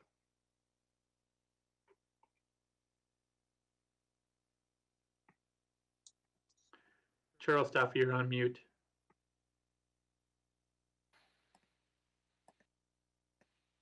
Thank you. And thank you, Director Brooks. There is an attachment that wasn't gone over today that shows the declines at the different schools, but it doesn't break it down further than just the school level. So we do have some information there, but it's not directly to the answer. And I do believe going back 4 years ago when we had that presentation, people choosing charter schools, curriculum was 1, safety and discipline was 2, and I do believe someone choosing another public school, convenience was number 1 and curriculum was number 2. I think my memory serves on that. There were some differences below that. I think most of them were very similar, but there were those were the 3 big key indicators at that time. But Barb will send that out and everything else is available. Thank you. Director Dawson Walton, do you have any questions? Yeah, can you help me just put in perspective again? I know we've talked about this, but kind of the breadth of enrollment trends across the metro. What are other districts seeing? Obviously, this is not a normal year, so I'm curious around what you're seeing in some of our other neighboring districts. Yeah, thank you for that question, Director Dawson Walton. AMSD did a survey earlier this fall with their member districts, and without crunching the data in terms of what those averages are, it definitely was not abnormal for districts to be in that 2 to 4% decline in enrollment across the metro area, and much higher than that at the kindergarten level. So our trends that we've seen or our experience in reality from an enrollment perspective is definitely not abnormal with other districts across the metro area and across the state. Thank you. And my next, it's more of a comment. What Director Brooks was talking about, I think that, I think many of us said this all along. We've been saying it too, but I think that one of the most critical things we can do is really hear from our families. And I think in giving people a venue, because We hear a lot on Facebook, social media. For those that know to email the board and feel comfortable, we'll see emails from them expressing whether it's kind of gratitude or happiness with from DLA to frustrations with what's happening. I mean, I think it's so important to keep that pulse, and I think that even when we hire somebody out to do a survey, I'm not always sure we get I'm not always confident in the demographics necessarily when we're ensuring that we're really representative of our entire district all the time. So that's all I really comment. Thank you, Director Dawson Walton. Next up, Director Mosqueda Jones. Yeah, I'll ask a couple, and then I've got a couple more for the next round. So I noticed we had, you said we had an increase in open enrollment. Is that concentrated anywhere? Like, I'm wondering if our DLA attracted some people, or if there was any kind of concentration on where that open enrollment went, or it's just all over. Thank you, Director Mosqueda Jones. I haven't looked specifically into where that additional open enrollment, if it was dispersed evenly. I can certainly dig a little bit deeper into that specific data to find out what schools that they were going to, if they were concentrated in a certain area or in DLA. It's a little bit more challenging to look at whether they're in DLA just because they're still considered to be at that home school. But we can see if we can work with Infosys to dig a little bit deeper into that data. Yeah, it would just be the people that would open enroll into our district from, so that would be a two-step process, unfortunately. I can see that. I just thought that would be interesting information to have on what we might be able to do to recapture some of our own or to capture more. The other question I had, first of all, I just want to say that I'm also interested in the demographics of the students that we are not capturing. I want to see if it's representative of our overall demographics or if it's heavy in another one. But my question is, am I to understand from what you presented that families who chose not to put their kids in kindergarten this year are considered private or homeschooled, or are they just not counted? Yeah, because they're not required. The chart that I showed, which was a decrease in the overall percentage of kindergartners, that was for kindergartners that attended any educational. So it's homeschooled, it's anything that gets reported: homeschool, private school, open enrolled, or charter school. So what that's indicating is that there's fewer kindergartners overall in our district boundary that attended some sort of school this year compared to previous years as a percentage of the overall births. So again, what that could indicate is that a number of parents decided whether they're going to send their kids to Osseo area schools or one of those other options. They decided to not send their kindergarten kid to school this year and to wait a year and send them next year. And that does align with some of the anecdotal feedback that our principals and building leaders have received from families, as well as they were reaching out to potential kindergarten students before the beginning of the year. So, and I know this is still kind of related to that question. So we're looking into, okay, my concern is we're going to have a bunch of kids enroll in first grade that had no kindergarten experience. That's what I'm getting at. So is there a way to capture who that might be and then have a plan for them coming into the year? Or is it just enrollment?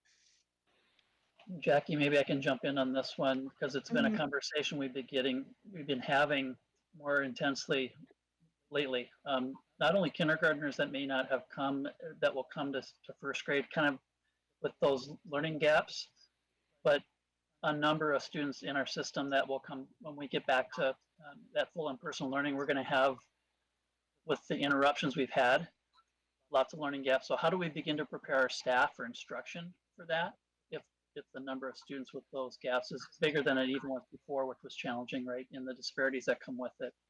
So we're already having those conversations about, from a teaching and learning perspective, how to prepare for it, kindergarten and beyond, right? And really across the grade levels. So hope that's helpful. Thank you. Director Simons, any questions? Yeah, so regarding our previous survey and in preparing for our next survey, with the curriculum and instruction question, does that dive deeper into specifics of what type of curricular interest there may be? Because we've had a lot of discussion as a board the past 2 years about about languages and the potential for what we can do there. I know as our community is increasingly diverse, and as global languages are more and more important for critical skills for the workforce, um, those options are super important to families. So not only to our diverse families like myself who have really strong desire for retention of our native languages and access to languages, as well as some of the schools that are providing options in culture and ensuring that that our families are able to have access to cultural retention. So those are two really important ones that I'm hearing in our community, and certainly have a personal interest in for my family. Is that something that we're able to hear from the survey, or is that kind of lumped into curriculum? Mr. Chair, I might be able to help with that question, because I'm looking around and I'm realizing that I might be the only one who was here at the time of this group who was here at the time that that survey was conducted. So here's the process that we used is that we solicited from board members what they wanted to learn from the respondents in the survey. We then drafted questions, and the survey firm is the one that really crafts the question in an appropriate way for the purpose of research. Then we ran the survey by board members for feedback on what we were trying to measure, and then gave final approval to the survey firm to commence with the field work. So we do input at the front end from board members about what is it that you want to learn, and then we provide you an opportunity to provide feedback on the way that's showing up in the survey. Does that help? Yeah. Great, thank you. Yep, that's very helpful. The next question that I have is, so we've got a couple new committees that we're standing up. And I think those will be great forums to hear directly from our families on kind of what their needs are and where those needs are or are not being met. So one of those committees is our BIPOC committee to ensure that we're hearing from our diverse families. So I think that might be a place that we can really learn more about this.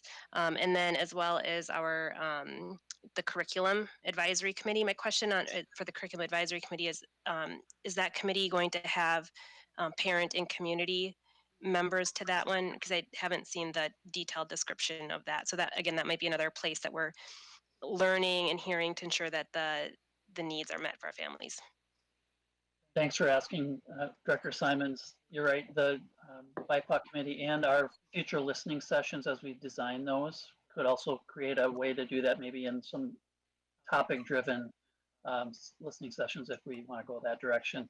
The community involvement on the curriculum side is really the work of DPAC. And Director Douglas, you've mentioned that we've really been able to increase participation and membership. The Curriculum Instruction and Assessment Committee is more of an internal pre-planning committee. It's out in front of that DPAC work a bit. So that one would be not having members of community or students. So we get that input through the other either committees, listening sessions, or other surveys, things like that we've been talking about. Okay, thanks for the clarification. Thank you, Director Simons. One of my concerns is, one of the biggest concerns out there is how this loss of students projected another 500 or 600 over the next 5 years translates into state and levy funding, and that's somewhere between $6 and $10 million a year, which is significant. Even with what we've been able to build up in our reserve that's already being spent down, and now we're going to be losing another 6 to 10 million. I don't recall that significant of a pupil decrease in the budget we recently discussed.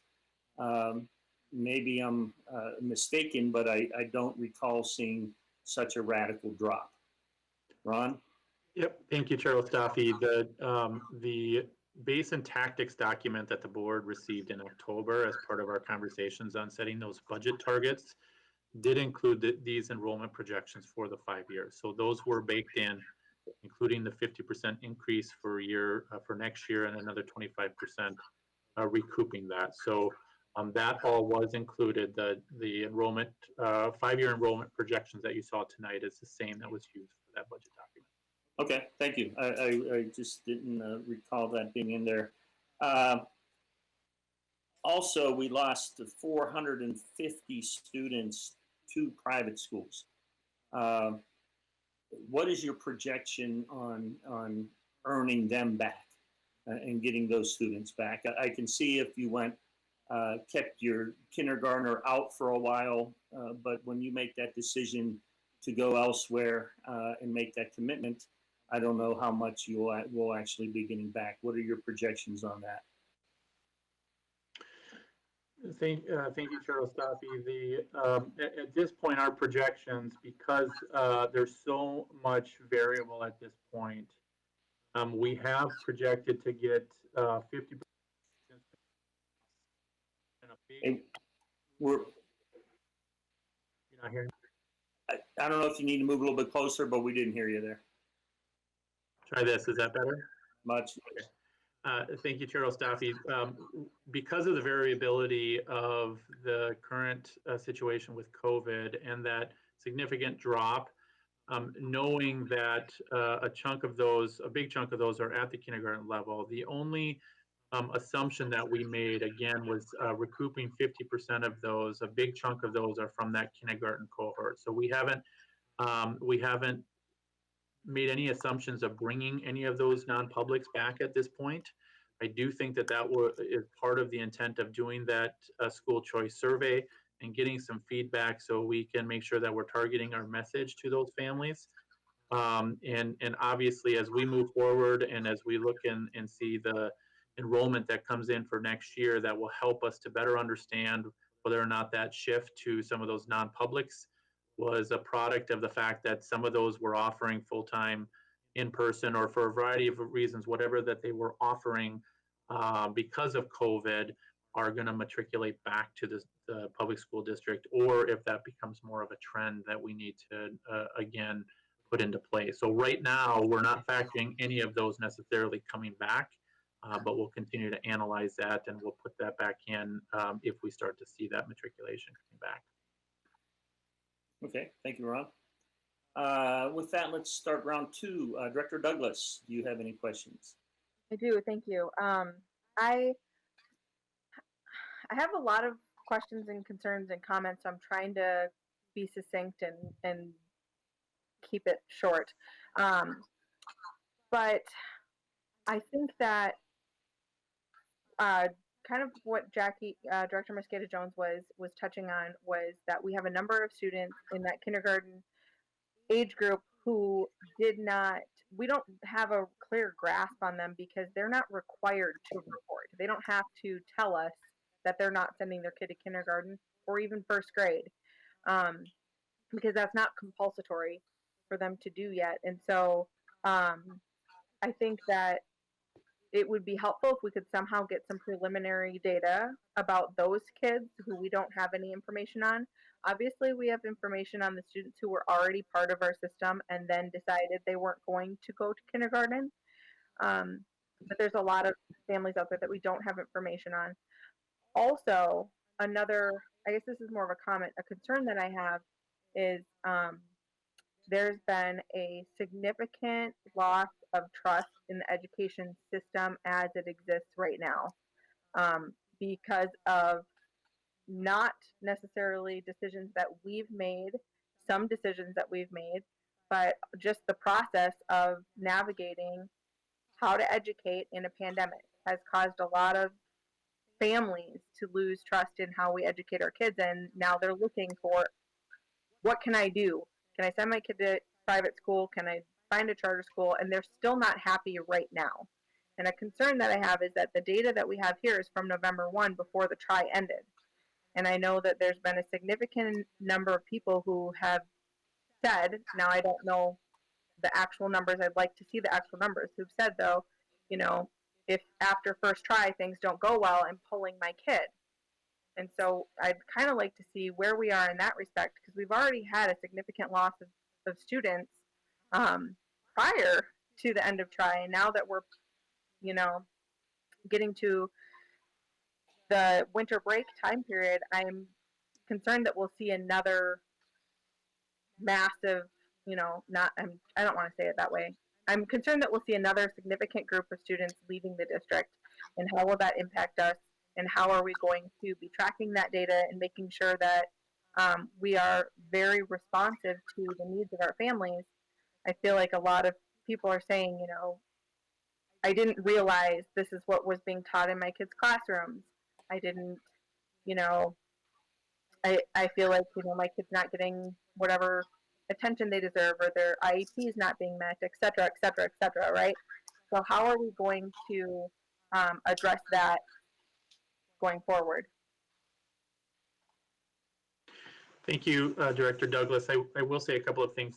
The numbers that were presented this evening to the board are based on November 1st, and that has been historically when we have reported as a snapshot in time. But you are correct. The data continues to change every day. And we do get monthly reports from our enrollment center as it relates to enrollment. And it has, the December enrollment report did show another decline of students from even this November data. So it is information that we continue to monitor each month that comes out, because it is ebbing and flowing. I don't know if it's necessarily because of the end of the try, or you know, what is going into that decrease, but we have seen an additional decrease in decline of enrollment since the November 1st data. Thank you. To kind of, I guess, continue with that line of questioning is, what can we do to communicate with our families right now what their needs are, so that we don't see further decline this year, so that we can, you know, try to be proactive in making the changes that we can make to increase our enrollment for next year. Director Douglas, thanks for the question. This is one we've been wrestling with regularly. I think while we're in distance learning, we might be in that space for a little while, but we all have, as the next presentation will point out, hope for what's coming and getting back into in-person learning. And I really think a lot of this enrollment conversation is around the desire for in-person learning, but you know, we're also being very careful about safety. As you saw last week, I shared with the board a list of things our schools are trying to do to stay engaged and be creative with students and their families during the time we're in distance learning. So we're continually trying to explore new ideas and new ways to make the best of this tough situation. So your thinking is spot on, and those efforts are ongoing. And I really think we're going to need to keep trying to do those things until we get to that space where we're beginning to come back to school with that in-person learning piece. I think that's a big part of the private school story. And then, you know, we've been doing a lot of surveys, asking a lot of questions lately around our parents, students, and staff, and around how can we continue to do what you're asking, improve, and do things differently. So we are really trying to do what we can right now with getting that feedback quickly, so there's not a delay in turnaround and making it useful, actionable things, right? So yeah. You're asking the hard questions. We're all wrestling with how to get there. May I just ask one more question? Sure, do a follow-up. Thank you. My last question is that, you know, obviously we're all very hopeful that we return to in-person learning come next fall, but I know that there is still a lot of fear around the virus and the process, and there has been public statements made by health professionals saying, this is going to be around for a long time, which is leading some people to have fear about whether or not their kids can return to school next year. With that said, what is our thinking around or information that we might have around DLA next year, especially considering the information that was provided earlier tonight about the online school having a significantly lower capacity than the number of students that are enrolled in DLA right now? Yeah, we would just continue to provide the DLA as long as there's a requirement by the state to have that option made available. And this, for this year, was made, required to be available throughout the year. So there hasn't been any decisions made clearly. I think we're all hopeful and maybe anticipating we're going to be back full time next year. And you can see that assumption in the development of the online school. But should things change, we have a model to fall back on. We have that DLA model we've built. And if we're mandated to continue to do it, we would continue with that, and we'd have to make that available to anybody who wants it, like we've done so far. It all really kind of hinges on the direction or the guidance and directives were provided. Thank you, Director Douglas. Director Brooks, any additional questions? To go off of some of the comments that Director Douglas started off with, I share some of the same concerns about the enrollment trends long term. I think we're placing a lot of emphasis on the pandemic, but from a lot of the comments that I've been hearing from families, the last several months has just been kind of the straw that broke the camel's back, and there's been so many other issues that are pushing families to go in that direction. A lot of what I'm hearing is rigor and innovation. You mentioned Corey or Superintendent engagement as another issue. So I think just more of a comment. I do think there needs to be a larger discussion about how we are competing, because at the end of the day, that's what we need to do, is compete with these other schools and position ourselves to do that, and not just expect that because we're a public school that students are just going to come. So I think those days are gone, and we do need to have a discussion about that. But one of the comments I did have was on, Ron, you mentioned the Maple Grove or the Northwest growth plan, long-term growth plan. At what point do we start to forecast or project some of that growth? And instead of, at what point do we start to kind of factor some of those numbers in for growth and actually start to implement some plans for a smooth transition with all of those families that are coming to the district? Yeah, thank you, Director Brooks. That's a great question. And we've been monitoring that very closely for a number of years now, that they've been talking about growth in that area. We started last year trying to forecast out a little bit from an enrollment and capacity standpoint as we continue to forecast our facility needs into the future. We haven't integrated them yet into these 5-year projections that we're showing you tonight. That's really the basis for our budget, because there hasn't been any permits that have been requested by the city yet. And so there's no actual locked in plans for those areas. There's certainly some movement. Developers are putting together some plans, and they're working closely with the city, and they brought us into those conversations to keep us up to date, but it hasn't been any formal proposals yet to the city. And so until that process happens, where they have some plans that are approved by the city and they start pulling some permits and start building some houses, then we'll certainly start integrating those into our projections for the future. And obviously, it'll be over the course of a number of years that the build out will happen. And so we're just really waiting for kind of that start to happen to put those into our projections. Thank you. Okay. Thank you, Director Brooks. Director Dawson Walton.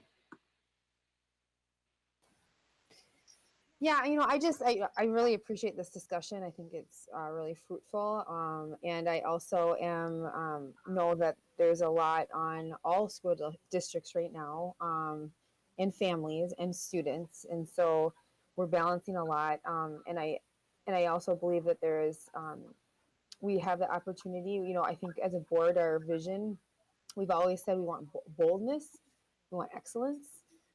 We want to be, a model district for many others because we have everything it takes to do that. And so, I think that's what we're keeping our eye on, that vision. And this, as you stated earlier, Ron, the enrollment trends really are a strong measure of where we are as a district. And I know I'm just looking even into this year, the next couple of years, just we need to continue to have that pulse on. I think we're all hearing very different things, but it's not just a one-time survey. It's just like continual outlet for families to give us feedback, and students, frankly, to understand. I know that I think about my own family and one daughter that was missing, several assignments this past week. Some that stay on top of it, so I think it's so different in terms of what everybody's experiencing, where we are. But I do know as a board that's our vision and that's our goal, and I know for administration. And so I just, as we look at these numbers, while they're not what we, want to see, we have an opportunity. And I do think people are, this is kind of just I think a critical moment in our time. And I think our community is ready to really rally behind the district, but need to see, what our vision is, moving forward. So I'm using it, trying to be really encouraging, looking at this in the future when we're looking at projections like this. All right. Thank you, Director Dawson-Walton. Director Mosqueda-Jones.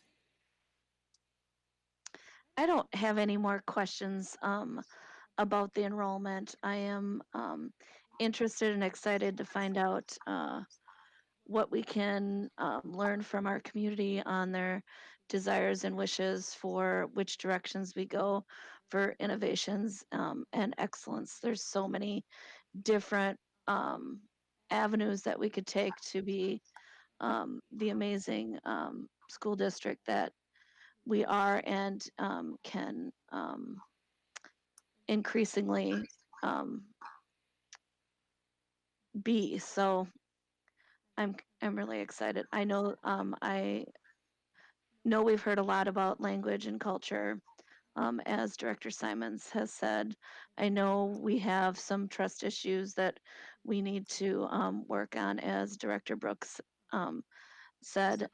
Many of the directors here have some fantastic thoughts on this, so I just want to back that up. Thanks. Thank you. Director Simons. No, I think most of my questions will be reserved for the next presentation in regard to how that might be connected to enrollment, learning model, and progress and update. So my only comment would be more from a transparency standpoint with those watching, which is we've been working on our strategic plan. It's been a bit slower because of the need and the focus and priority of ensuring educational success in COVID. But we've, the desire to be competitive, to ensure that we're hearing what our families need, and ensuring our offerings and our curriculum and experience is a competitive experience has been top of mind for definitely the past 2 years that I've been on the board, and many directors made comments to that effect. So it's high on our radar and will be incorporated into our strategic planning as we continue to move forward. Thank you, Director Simons. I wanted to see about what the thoughts are regarding the potential. If we're back in school full-time next year, we're allotting up to 2,000 spots for 279 online. And when we look at our school projections for ECMAC and others, have we pulled, right now we're allotting them to DLA, we're allotting them to the school they would have been. 279 online sounds like we would be pulling them out of those schools and they would not be counted If it is truly 2,000, do we know, based upon where our DLA students are coming from, where those students would potentially come from? And how would that impact our schools? The need for as many schools we have, or the need for expansion in a project that we have going on now? So how is that being taken into consideration? Thank you for the question, Cheryl Staffy. I think the answer is that we're watching that very closely, and certainly that will be the work that ECMAC needs to engage in as we go in particular for next year, to determine of those 2,000, what is really going to be the interest and the draw to that online 279 online, and again, where are those students going to be concentrated from the buildings, and what does that mean from an enrollment capacity standpoint? We know right now that we do have a couple of buildings in our system that are, right at or over capacity, in particular Maple Grove Senior High, which is still over capacity. Rice Lake Elementary School with the new addition will be at a good place in terms of capacity. We still have growth expected in that Northwest Maple Grove area. And we do have some schools as well that are quite a bit below capacity right now. And so certainly as we shift towards this online learning academy, depending on the interest from our students and families, that could definitely change the landscape, and the trends that we've been seeing through ECMAC over the last several years, we could start to see some shifts in that as well. And so we'll need to watch that and definitely integrate that into our Building a Better Future planning through the ECMAC work, as well as some of the other study groups that are looking at facility needs.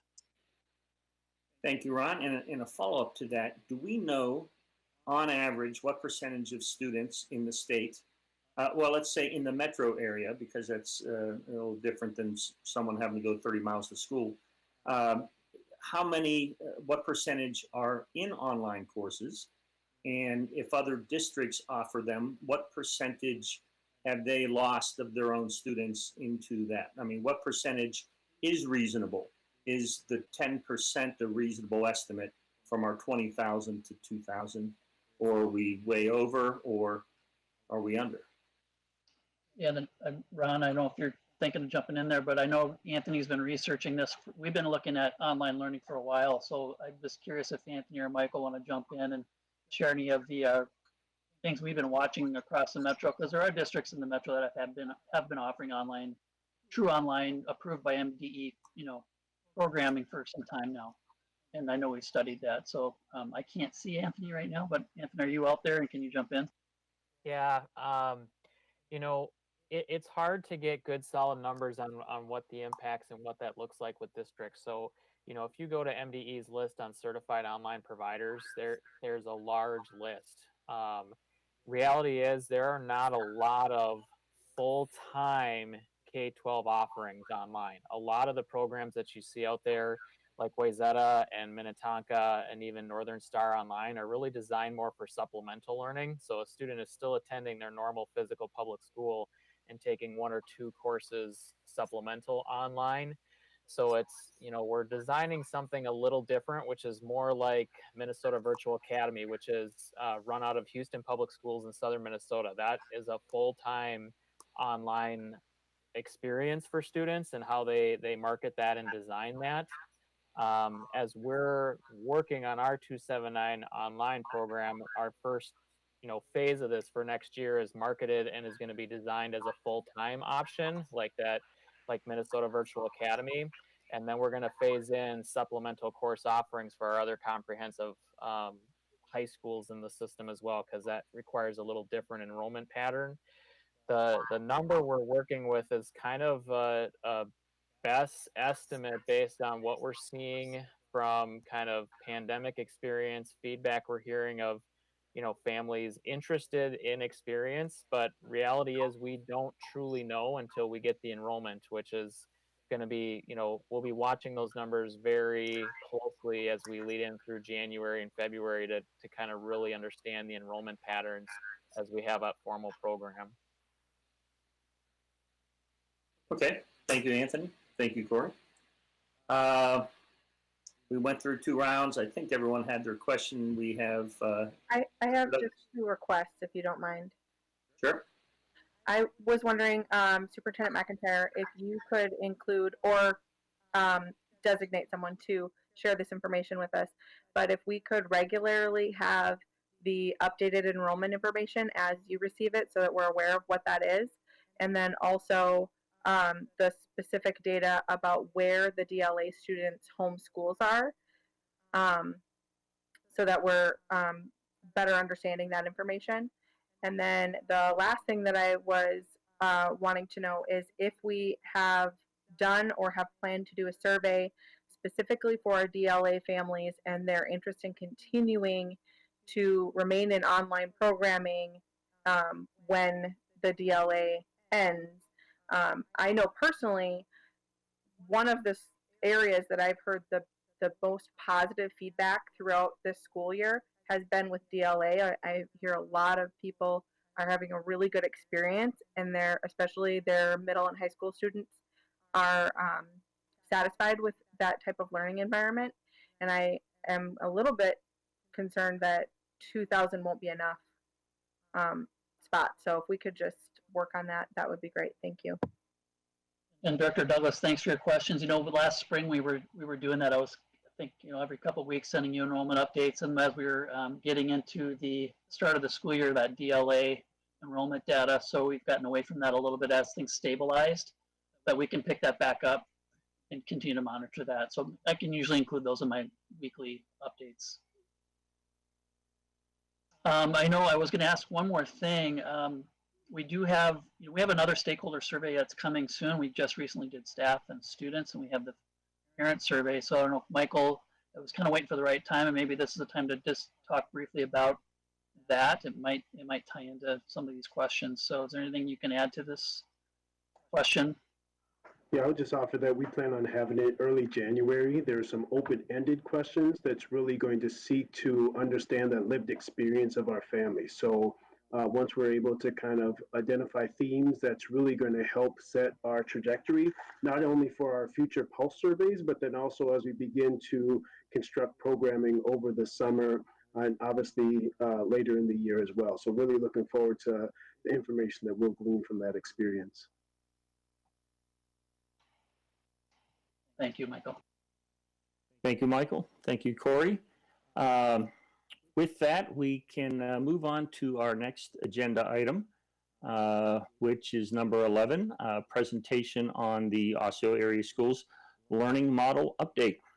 Superintendent McIntyre. All right, thank you, Chair, staff, and board members. I'm going to try to pull up the presentation here.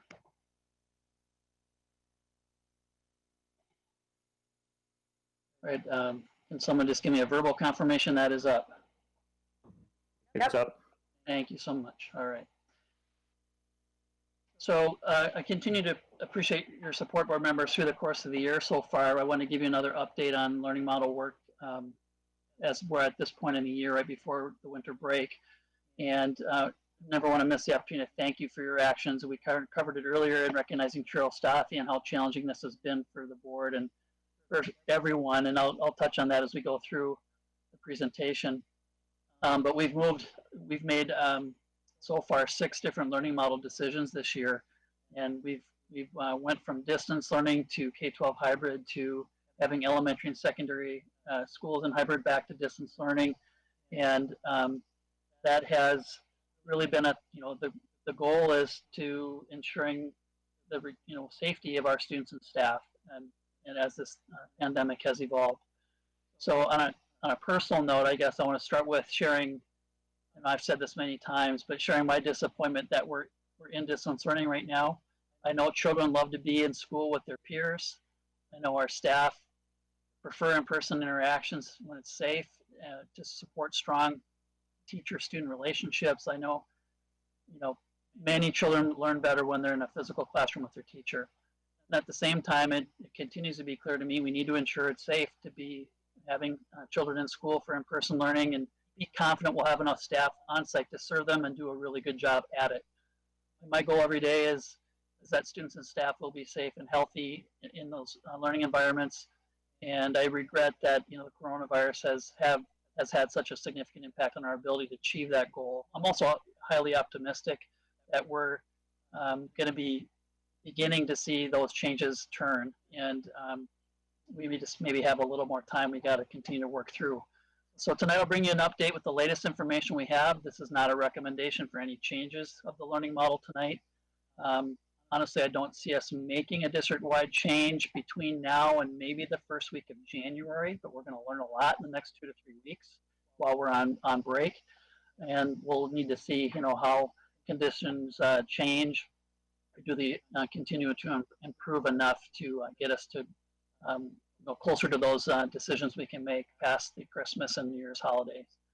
We know we've had less reporting of our students and families and staff to the district regarding positive cases, symptomatic cases, and close contact cases. I'll cover that in a little while.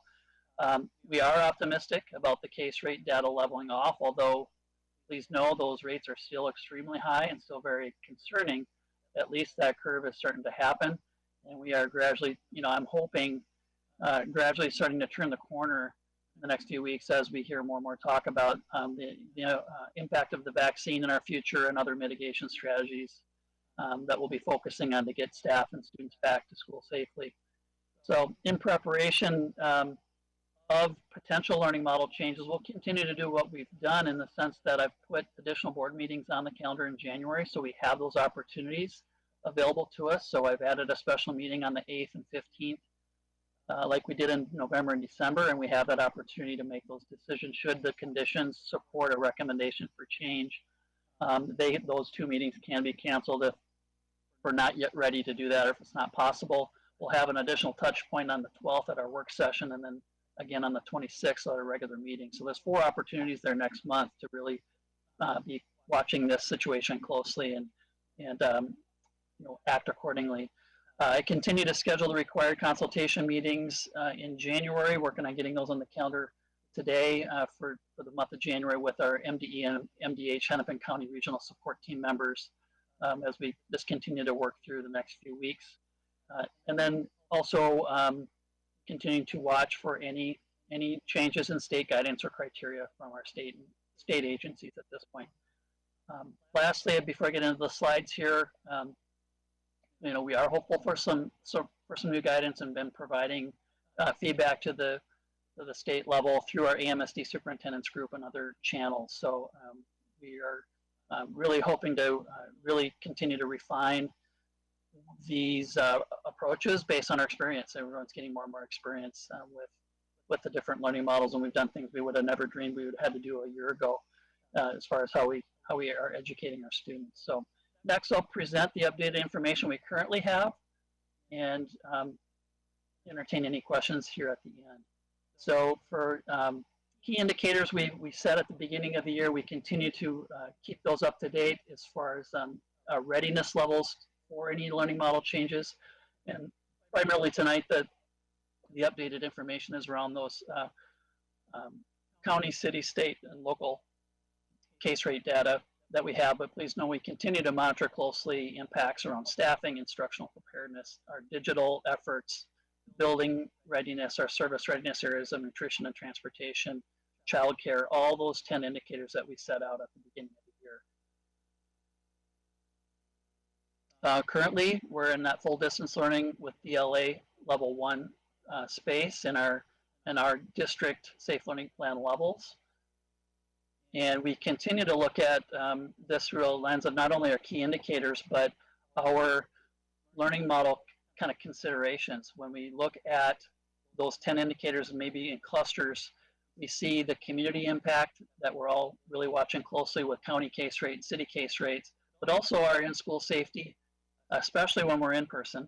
But also we're continuing to monitor that now with district and school case rate data, and then how that impacts our operational effectiveness when it comes to staff absences and coverage of subs in our system. Our decision model has been consistent through the fall up to this point based on the current guidance from our state agencies. So we continue to review key data that's provided to us. We do the required consultations and those desired consultations and efforts to include input from not only agencies, but our district and school leadership, our union leadership, our staff, families, and students. And then we bring that information when it's the point where it's time to make a recommendation for a change. We bring that forward to the board when it touches a district-wide decision, and allow the board to make some choices, and then we work to communicate that out and implement and refine those models as we move forward. We're still currently working off the general key indicators or parameters here set by the state. I know I put it up every time, but I feel like I continue to run into people who haven't seen it. So for our public, I continue to put this up. And this was the original Safe Learning Plan parameters.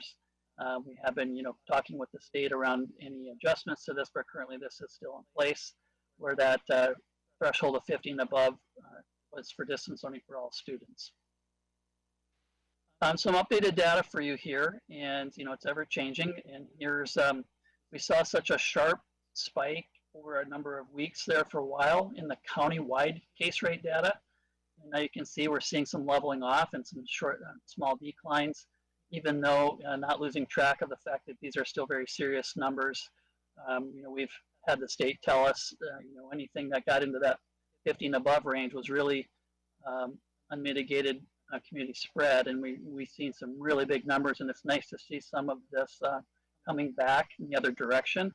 We have a ways to go, but that is a positive sign, definitely, moving forward. So this last, we just got the most recent information this afternoon, and the current Hennepin County-wide rate is right at 100. If we look at our city data here on the far right column, you can see the most recent information we just received this afternoon with, we're in that 140 to down to 95 in Plymouth, but again, significantly higher. Even as you look back to that end of October, early November, you saw the rapid increase, and now we're seeing some turning of the other direction, which again, I'll keep saying is giving me optimism. So when it comes to our, I'll quickly go through our district and school kind of information. We are still collecting information. I'm going to continue to say we've not seen as much reporting from students, especially. I think it's, when you're in a distance learning model, we're just not getting, especially with symptomatic and close contact cases, as hard as we're trying to reach out and encourage and ask students, families, and staff to report to us when they have either positive symptomatic or close contact situations. It's much different when we're not in person, and the ability or desire, willingness to report it to us. So in the last week or so, you can see the total numbers here. We've had 443 positive cases so far through the 14th. And this past week, we had an additional 19 cases, 60+% of those being with students and about 40% with staff. The symptomatic cases, again, we've had nearly 1,000 up to this point in the year, but this past week, a significant drop as we've seen while we've been in distance learning, with only 14 additional cases reported to us. It's really kind of a 60-40 split again, 60% with staff, about 40% with students in this past week. The close contact cases, we're nearly 1,400 total for this year over all of our sites, and we had only 20 symptomatic cases this past week that touched about 15 sites. So it's still kind of in this close contact arena, about 65% staff, 35% students. So some key points that we've been seeing over the since we've been in distance learning is, for a number of reasons, these restrictive measures of being in distance learning are generally serving their purpose. We're seeing lower reporting, lower rates of positive symptomatic and close contact, and we seem to stabilize a bit in our cases per week. Again, we continue to message our families and staff over the distance learning time, and we will continue to do that over winter break because we really need to have that data be accurate. And if it's not being reported, it's less reliable for us and puts a little more stress or pressure on using those city and county numbers. So we continue to ask everyone to continue to report to us, and we will have that ability to collect that information over break. So because it's critical to us as we look at determining safety and reopening our sites for in-person learning moving forward. I showed you this last time in November. I thought I'd bring it back here. We have learned as we, from our experience, which I'll touch on more on the staffing component here, but when we looked at kind of try to look at a similar metric when you look at students and staff together per 10,000 and a 14-day case rate, and we crossed the threshold of 55 combined. It was closer to 70 with our staff mid-November. And now we've dropped down to 24, although our staffing number is at 51. So we have seen that when we got over 50 in our case rate data, whether it's local, city, or county, that's when our staffing and operational challenges really became difficult, especially in person when it came to the number of people being out, either with positive cases, symptomatic, or close contact quarantine, or just the lack of substitutes in our system.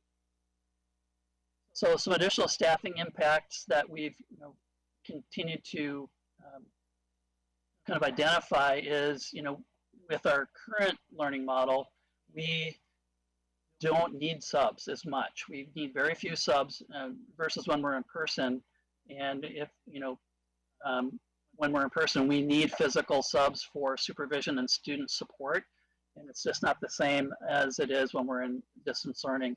In distance learning, and when staff or students are in quarantine, especially staff, unless they're sick, often they can still perform their duties without a substitute while they're quarantining.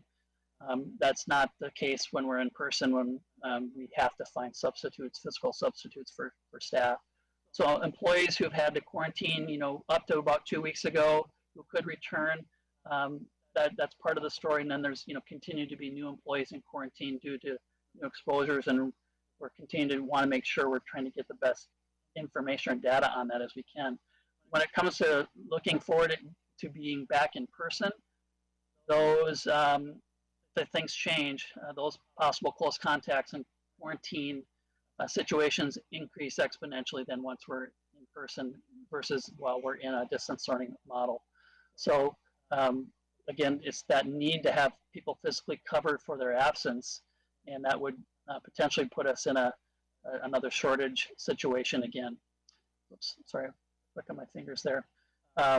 Again, like I said earlier, that 50+ case threshold per 10,000 really was when we look back and analyze things. That's when our staffing challenges really started to test us. In those last 2 weeks, especially at the elementary level, was really tough on a number of our buildings. We made it to that final Thursday before the week of Thanksgiving, but that was really tough staffing efforts. And I want to commend our building leaders and all of our teams to really get creative in how to cover classrooms and other supports and supervision that we needed to those 2 weeks prior to distance learning. That past experience really tells us we're going to need to continue to see that county and city case rate drop closer to those thresholds to give us the confidence to be really able to effectively staff our schools, and not only staff it, but do a quality job with teaching and learning when we do it. Some of the updated guidance from our MDE and MDH regional support teams are that, again, they've identified to us and the acknowledgement of those county rates really leveling off, and although still at a very high rate of spread, they are also cautiously optimistic from the county public health standpoint that we started to see a turn. There's still concern around some increases around when you think through the medical lens of the death rates and the hospitalizations and the lack of beds available for cases, as you've been watching lately in the news. Those things are very concerning from a county level, as there could still be the potential for increases coming in a lagging indicator up kind of format. There's still, when we talked, our consultation calls are on Thursdays, so this was as of last Thursday, and they're wondering there was still what is the impact of the Thanksgiving holiday. We've continued to see some encouraging numbers the last few days, but there's still that concern of what's the length of time before we see the full impact of that, with Christmas and New Year's looming and additional gatherings potentially taking place. So there still is a window of time here that we're told that's still being monitored closely. Overall in the state, the reports of positive cases are continuing to drop, and MDH is encouraging districts to continue to do our best to send in information as we're asking for it ourselves, you know, at the district level, school level, making sure we have accurate information. And then again, we're you know, anticipating possible updated learning model guidance from MDE and MDH in the near future, hopefully the very near future. So kind of in summary, you know, there's a newfound kind of cautious optimism about moving forward. It's still a very serious situation for public health, and you know, with our community impact that's happening out there, we could still be a couple weeks away from really starting to see the impact of some of the holiday gathering kinds of impacts, like I mentioned. And we've seen significantly less positive symptomatic and close contact cases being reported to us while in distance learning. We anticipate, again, that hopefully that new guidance, as we've been providing input on that. And you know, tonight, no change in models being recommended, but we've created those touch points in January for that to happen should things continue to improve enough where we have high confidence that we can move in that direction. So I've laid out the dates here again for January with the multiple touch points on the calendar should they be needed. So kind of a brief update tonight and give you a sense for where we're at. I'm gonna stop presenting here and then end with this a couple additional comments that you know, what I would say is, you know, as I've communicated, I feel like I'm kind of a broken record, but as we've moved through all the different learning models throughout the year, it's really been based on that evolving activity of the virus. And we really need to continue to stay kind of committed to our process, because it's shown that it's been responsive to the information coming in. And as a community, we stay committed to those health precautions of wearing masks, social distancing, and avoiding large groups until the vaccine really becomes a reality for our staff and in our communities. Because that could, you know, we're still learning on the timeline on that and haven't really gotten real specific clarifications quite yet for us here in Hennepin County. So you know, it's affecting the daily lives of our students, our families, and our staff. We've said it so many times, and I feel it every day. And I agonize over the level of frustration and exasperation so many are feeling. I wish we didn't have to be in this space of so much uncertainty. And you know, I'm disappointed we're not in that in-person learning space. At the same time, I'm beginning to see, again, growing optimism. We're moving in that direction, and we will get there when it's safe to do so for our children and our staff. And really, my hope is sustain that. So once we get to that point, we can continue down that road and not have to turn back to distance learning, you know, options again. So that optimism is there, and we hope that we're gradually turning the corner in the next few weeks, again, with all those other things coming our way. And we're going to continue to monitor this closely, and it evolves every week that we get new information, new data, new guidance, new consultation from our health professionals. So I do appreciate your continued patience and understanding as a board and our community, our students, and our staff. I know how much it's weighing on everyone, and I am hopeful we will get to a spot of having in-person learning yet this year. I know we've talked about next year, and I'm still very hopeful we're going to get there sooner than later, as long as things continue to trend in the right direction. So with that, Chair Ostafi, I'll turn it back to you to facilitate any questions or comments. So thank you. Thank you, Superintendent McIntyre. Let's go in reverse order. So this time, let's start with Director Simons. So 2 questions and go from there. Yeah. So you said we know that they're underreporting. So how do we know people aren't reporting? How do we know that's not legitimately down? I guess I want to better understand that. I don't know if I said we know. We just really believe that there's just not as much reporting to us while we're in distance learning. That's just kind of the feedback I'm getting from our COVID response team. I don't know if Ron can give us any more details on that, but that's also what I'm hearing from my colleagues around the metro. Is we were getting much higher reports when you had to show up physically for work or show up physically to school. But when you're at home, there's just less of an incentive to tell us about that, because you can be home in quarantine, and there's just less of an incentive to tell us about that. So Ron, I- you want to add to that particular topic? Yeah, I would just add that I think the reason for their belief that it's being underreported is because of the drop off that we saw automatically when we went to distance learning. It wasn't necessarily indicative or didn't align with what was still happening in the community. And it obviously, while we saw what was happening in the schools, while it wasn't the same level that was happening in the community, it was definitely increasing exponentially as well in the schools. And it's now, as you see from the numbers that Superintendent McIntyre showed this evening, what's being reported, especially at that student level, is much lower than what's happening in the community. So that's, again, while we don't know with certainty, that's what has caused us to continue to, we're continuing to send messages out to all of our students and our staff as well through our COVID coordinators at each of our buildings, to all of our students and staff to encourage them to continue to report those elements and those positive tests in particular to the school district. And Director Simons, I think to your point, with people being home and not, maybe those efforts are paying off too. So there's likely, we know there's probably some reduction in numbers too because we're not in person, or if others are taking some of those mitigation strategies seriously. Okay.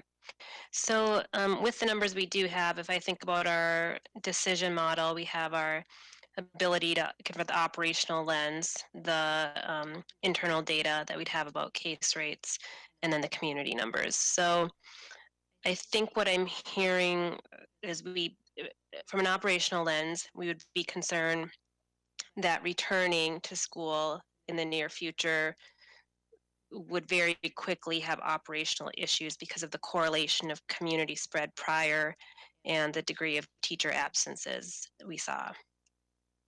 So that says one. Well put. Okay, so and then with the, again, staying on the decision model, so then our case rates, they did look better at the internal data, but we're not 100% confident in them. So that might be maybe not a green.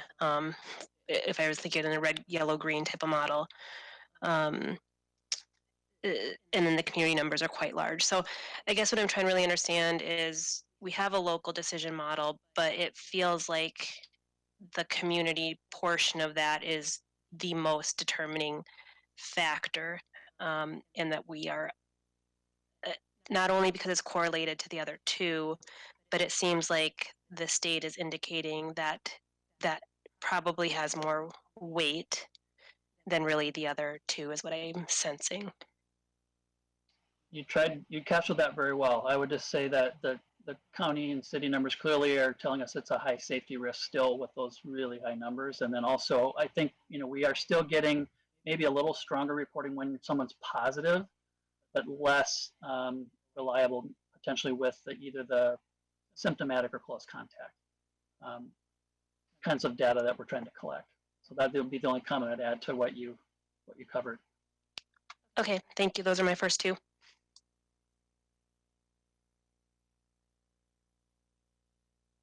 Mike, I think you're muted there again. Is there still feedback when I'm unmuted now? No, okay. Director Mosqueda Jones. I don't currently have any questions except you said that we may be getting new learning model guidance from MDH, MDE. Any indication on what that might be and when we might get it? Not yet.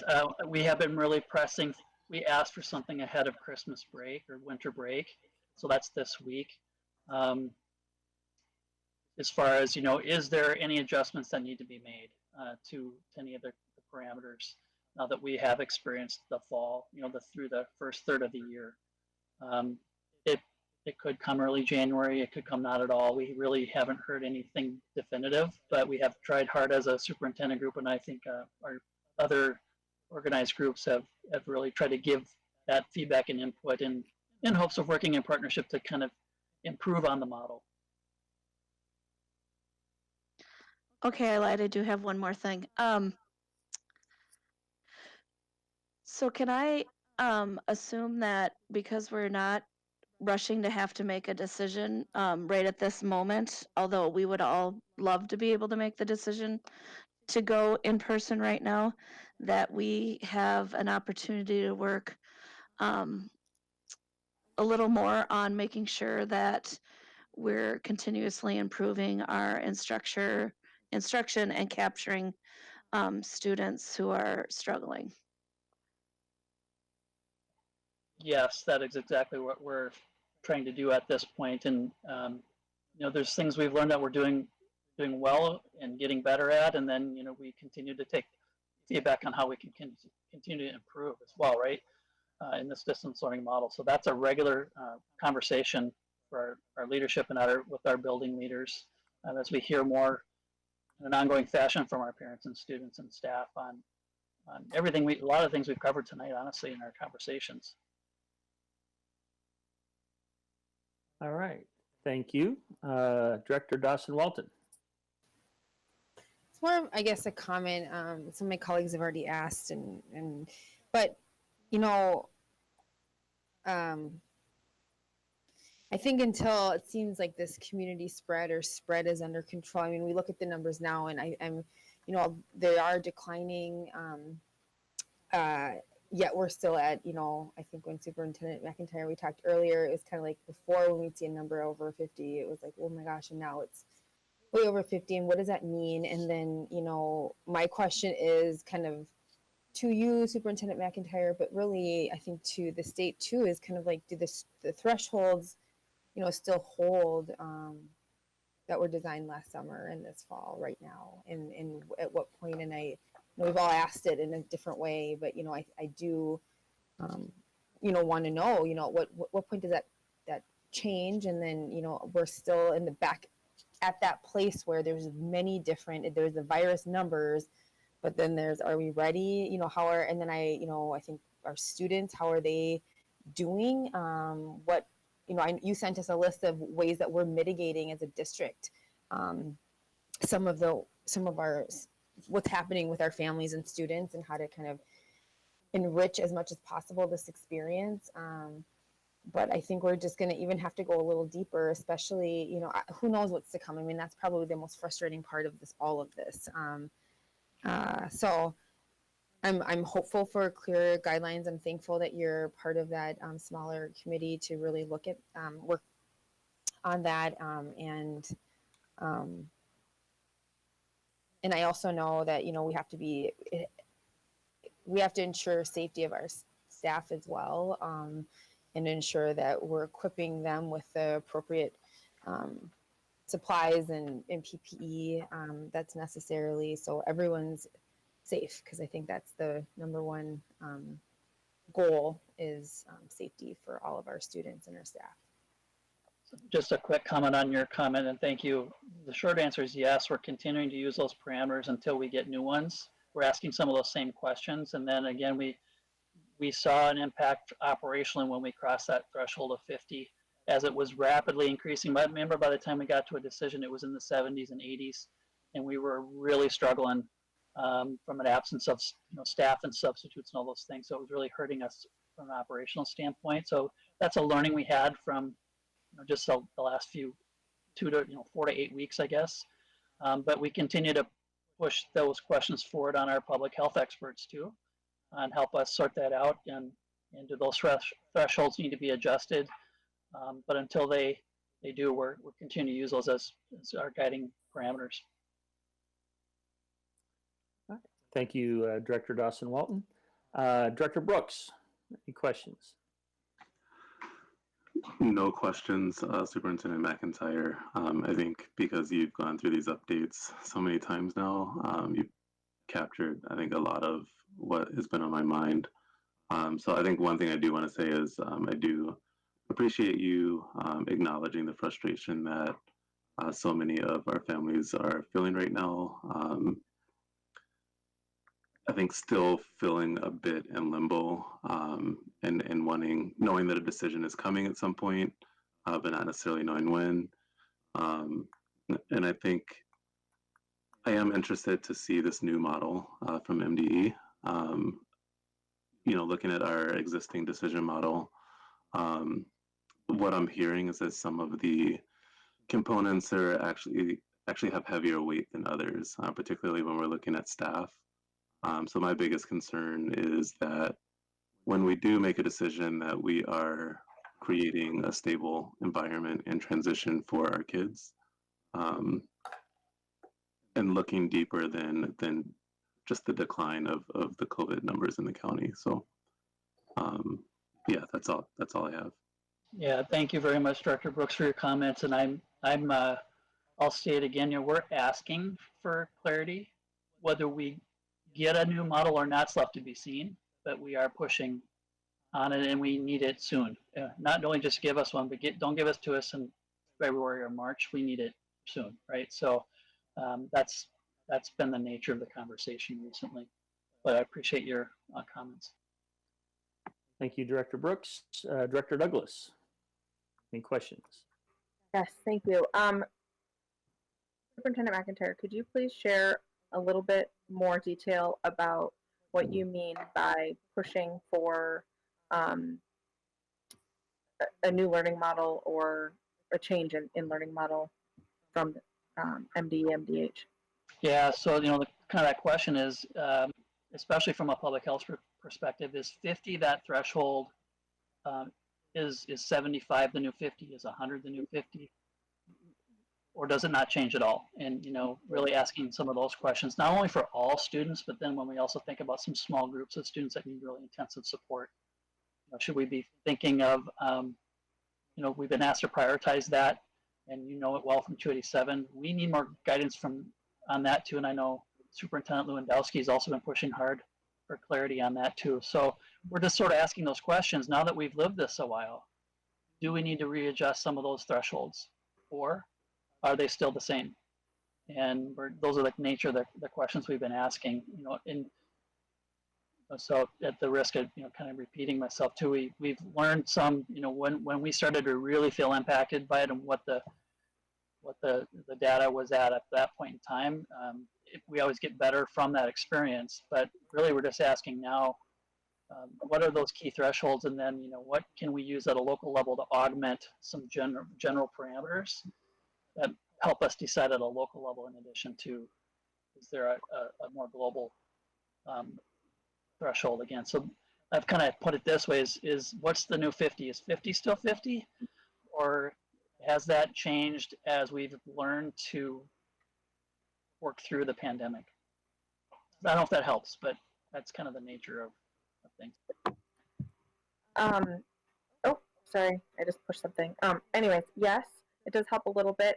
I guess a comment / question I have is that a concern that I have, and that I know that has been communicated to me from many constituents, teachers, parents, many community members, is the question of why isn't MDH following the CDC guidelines as those are updated? Why isn't MDH updating those? Obviously, I don't expect you to have the answer to that, but what I am wondering is what can we as board members do to support this process of getting your question answered? Is 50 still 50, or is that, should we be looking at that differently? And how can we support that so that we can get our kids back in school at the appropriate time with the appropriate safety measures in place? Let me give that some more thought. As far as how you can help support, I think you could potentially join me in reaching out with some of those messages to our county and state leaders, as far as the desire to have the urgency around it, right? That's kind of the part I'm getting at. And every voice on that particular part of it really helps. So I can provide you with contact information, things like that. As I know we have another big decision tomorrow from the governor around the current pause we're in as it relates to, at least for schools, around the activities and athletics and things like that. That's another piece of information coming to us tomorrow. I really don't have any sense of what we're going to learn tomorrow. It's been hard to predict. on that. So I'll circle back to all of you with some information that might be helpful. Thank you. I think that would be helpful. Okay, thank you, Director Douglas. Yeah, reaching out to our state officials, our elected representatives, is the way for you and everyone else can help, because that's where that decision is coming from, the state agencies. Wanted to just level set here. I mean, if we stay at 50 and our current rate of decline is as it's been the last 3 weeks, that's at least 5 weeks till we get there. Add another 2 or 3 for a trend, that's another 8 weeks. That's a total of 8 weeks. And then we make a decision, or you guys will make a decision. That's putting us anywhere between 8 and 10 weeks. So to level set, it's mid-February to end of February before we even think about hybrid. So I don't think that's, you can argue that, but I think realistically, based upon our current rate of decline, if we go to 50, if we go to 75, cut 2 weeks off maybe 3. We're still looking at beginning of February as a target date, maybe mid-February. So those are the realistic dates based upon just, our rate of decline, 50 as a level without it being changed, couple more weeks to ensure we keep going down, and then a week to, get ready to go back. And that's only for hybrid learning. That's not, and that's, I think, is only hybrid learning for our students in elementary school. Well, let's not even consider secondary yet or full-time. So that's where we're at. And it's again, it's not a pretty picture, but I think the realist is somewhere in mid-February or later. Yeah, I appreciate your comments, Chair Ostafi. What's really hard, and I'm reluctant to speculate, because every time I think I got some sense of rate of increase or rate of decrease, I'm wrong. It's not incremental the way I think it would be, and look how rapidly things escalated, and maybe things can drop. I don't know. I've learned to not predict because I've just been wrong too many times. So your kind of line of thinking could be very true. And I continue to hope you're wrong and that we're back sooner than that, but we'll have to do it as the information comes to us. So I wish I had a better answer for you, but I understand where you're going. Yeah, I just want to make sure, when you talk about the weeks, where does that put us? So you did mention something about when it went above 50. Now you shared the numbers of when we were 50 within the district. I think we were somewhere around 100 in the community. So, if we get down to 70 in the community, that potentially correlates to 30 or 25 here, and that would seem to be below the threshold of where we had staffing issues. So for our own district, it would seem like 75 potentially would work, especially since, I don't think we'd ever had a final confirmation of any transmission in the schools. It could. Again, when we saw city and county case rates hitting that 50, and then again, by the time I think it was November 13th, made our last decision, we were already, those rates were already in the 70s and 80s, and those last 2 weeks were really challenging operationally. So that's what we learned from it. It doesn't mean it would repeat that way necessarily. That's why we're trying to track the multiple, elements of this and really watch our local school and district-wide numbers. We see higher rates right now with the adults, understandably, and students, especially in the distance learning model we're in. When we try to prorate that per 10,000 number, it's right around that 50 piece. So it's the part I talked about earlier. When we're in person, you need physical subs, and when people are physically asked to quarantine versus quarantining, all those things that are true when it's an in-person scenario. So those are just things we're going to need to work through. And we're planning as much as we can for that right now. And I think the best move forward right now is put those potential options on the calendar. We'll continue to, monitor and evaluate and circle back to the board regularly on this. As much as we'd rather be done with it and be healthy and back in person, which is where we want to be. this, it's shown us things change quickly. Sometimes they level off and we think we're on a particular trend, and then it changes. So again, we're seeing some optimism, and I hope we can move faster than you laid out, Chair Ostafi, but we'll have to see. Okay. Thank you. That was all of my questions. Do we need to do a second round? Yeah, let's go with Director Simons.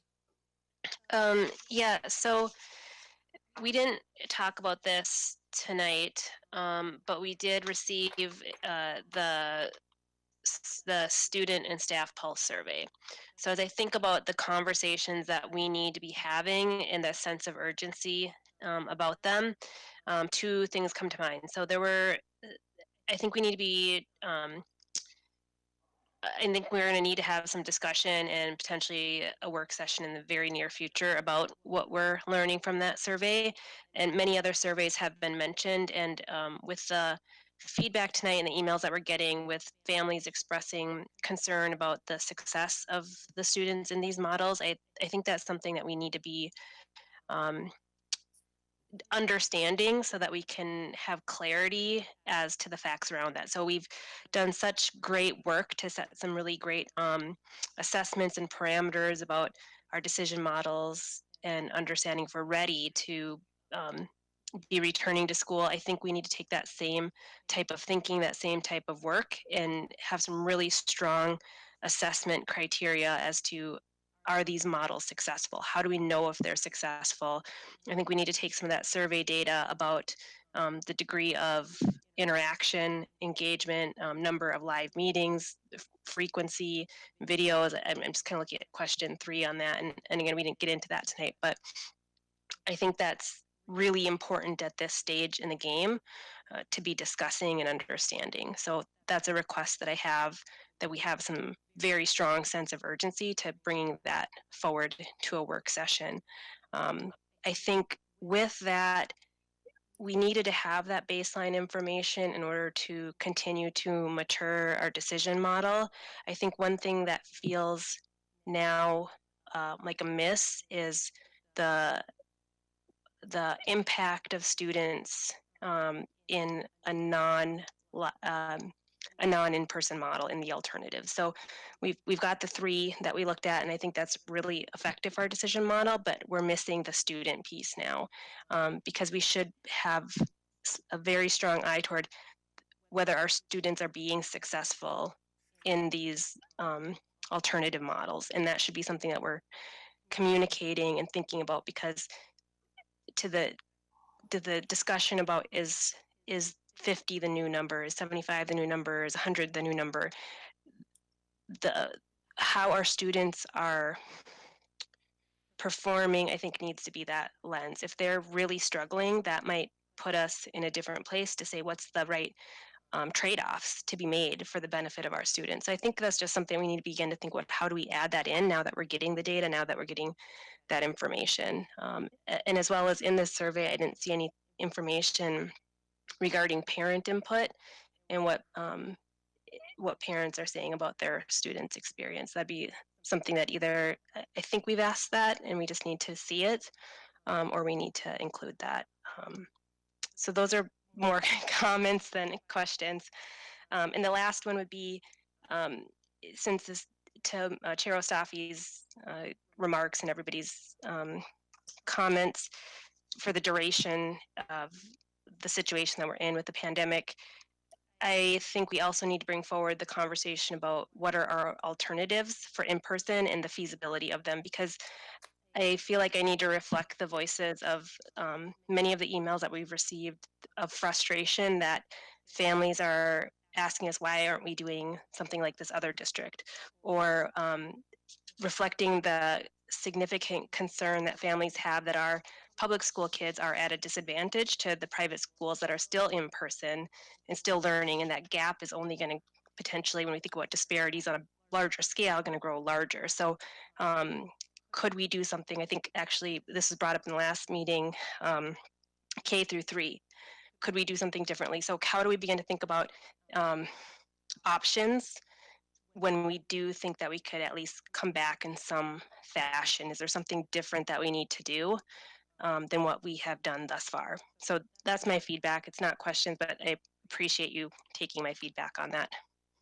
And just some comments. I think you struck the heart of the matter. You know, this is public health against education right now. So what wins out? Is it the health concerns our priority, or is it the educational needs our priority? And we've posed that question to our state officials regularly, because it's how do you balance those things, right? And what you're also getting at is the heavy logistical lift this whole thing requires versus the teaching and learning and quality of learning, quality of instruction that is impacted. And I wouldn't, me saying this is like everyone else that I've talked to saying this, the quality of what we're trying to do in a distance format is challenging, really tough. It's not the best learning. We've owned that from the beginning. We're trying to make it the best we can until we can get back to that full in-person learning, and that's the frustrating part of it so much, right? So, and yes, we hear parents say, "Why aren't you doing what other districts are doing?" And then I also hear other districts calling us saying, "Can we do what you're doing? How did you do that?" Right? So, it's both. I want you to make sure it's both, and so we're always trying to get better, because I'm like, if there is a cool thing I think I hear is happening, we're looking into it, because can we replicate that? But we also, I also want to thank our staff and all the efforts that we've made to try to do some pretty great things that people are calling us about as well. And it's both. That's what's so hard about it. It's both and it's so frustrating, right? And we really do want to get back to, I was talking with Director Brooks earlier today about the desire just to really get back full steam to teaching and learning and instruction. And we're also going to need to prepare ourselves for what that looks like when we are back with all the interruptions we've had.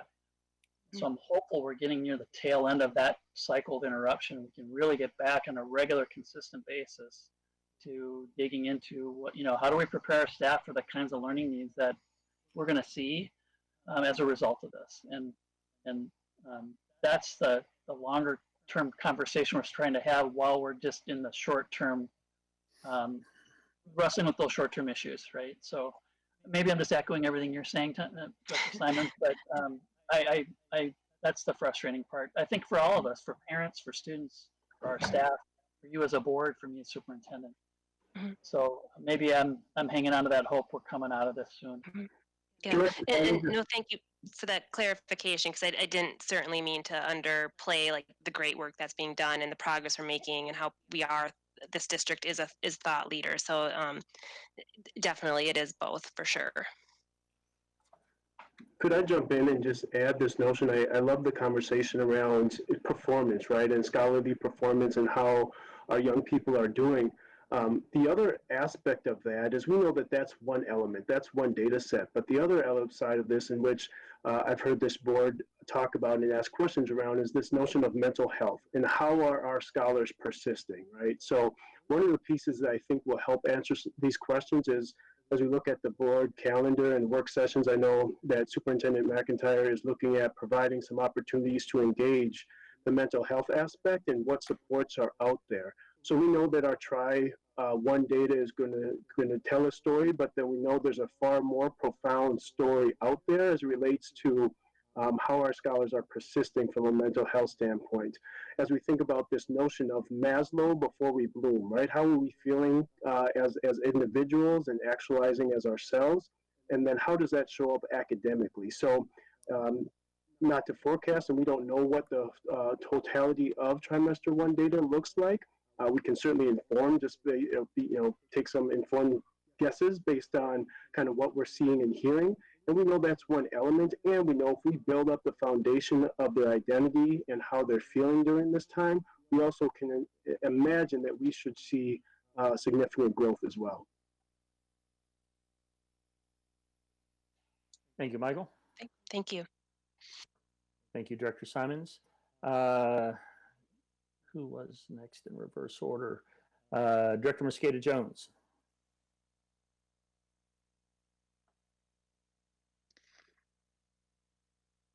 There have been questions asked and asked and asked during these model updates.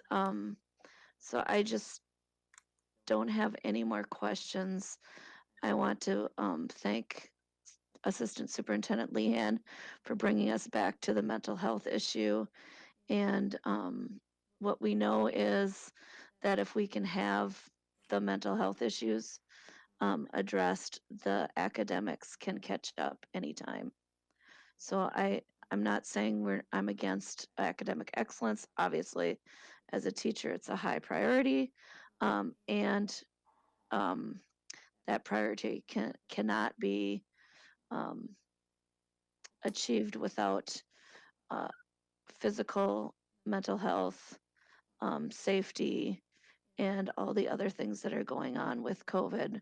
So to make sure that we're reaching our students, our scholars who don't currently have a home, or our scholars who are going through particularly difficult times and have struggled with depression, and now it's exacerbated.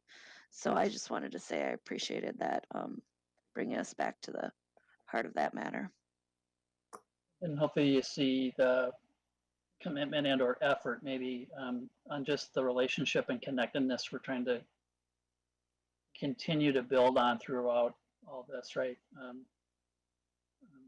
Really, I think that's been at the core of our conversation for months here, is keeping that centered. I also want to thank all the staff who are working really hard on making sure those relationships are being successful during this difficult time. As a teacher, I hear a lot about a lot of negativity about being a teacher, and so I just want to make sure that our teachers and our ESPs and our custodial staff and our lunch people hear again from our school board, because I know everybody else here believes that their relationships with our scholars are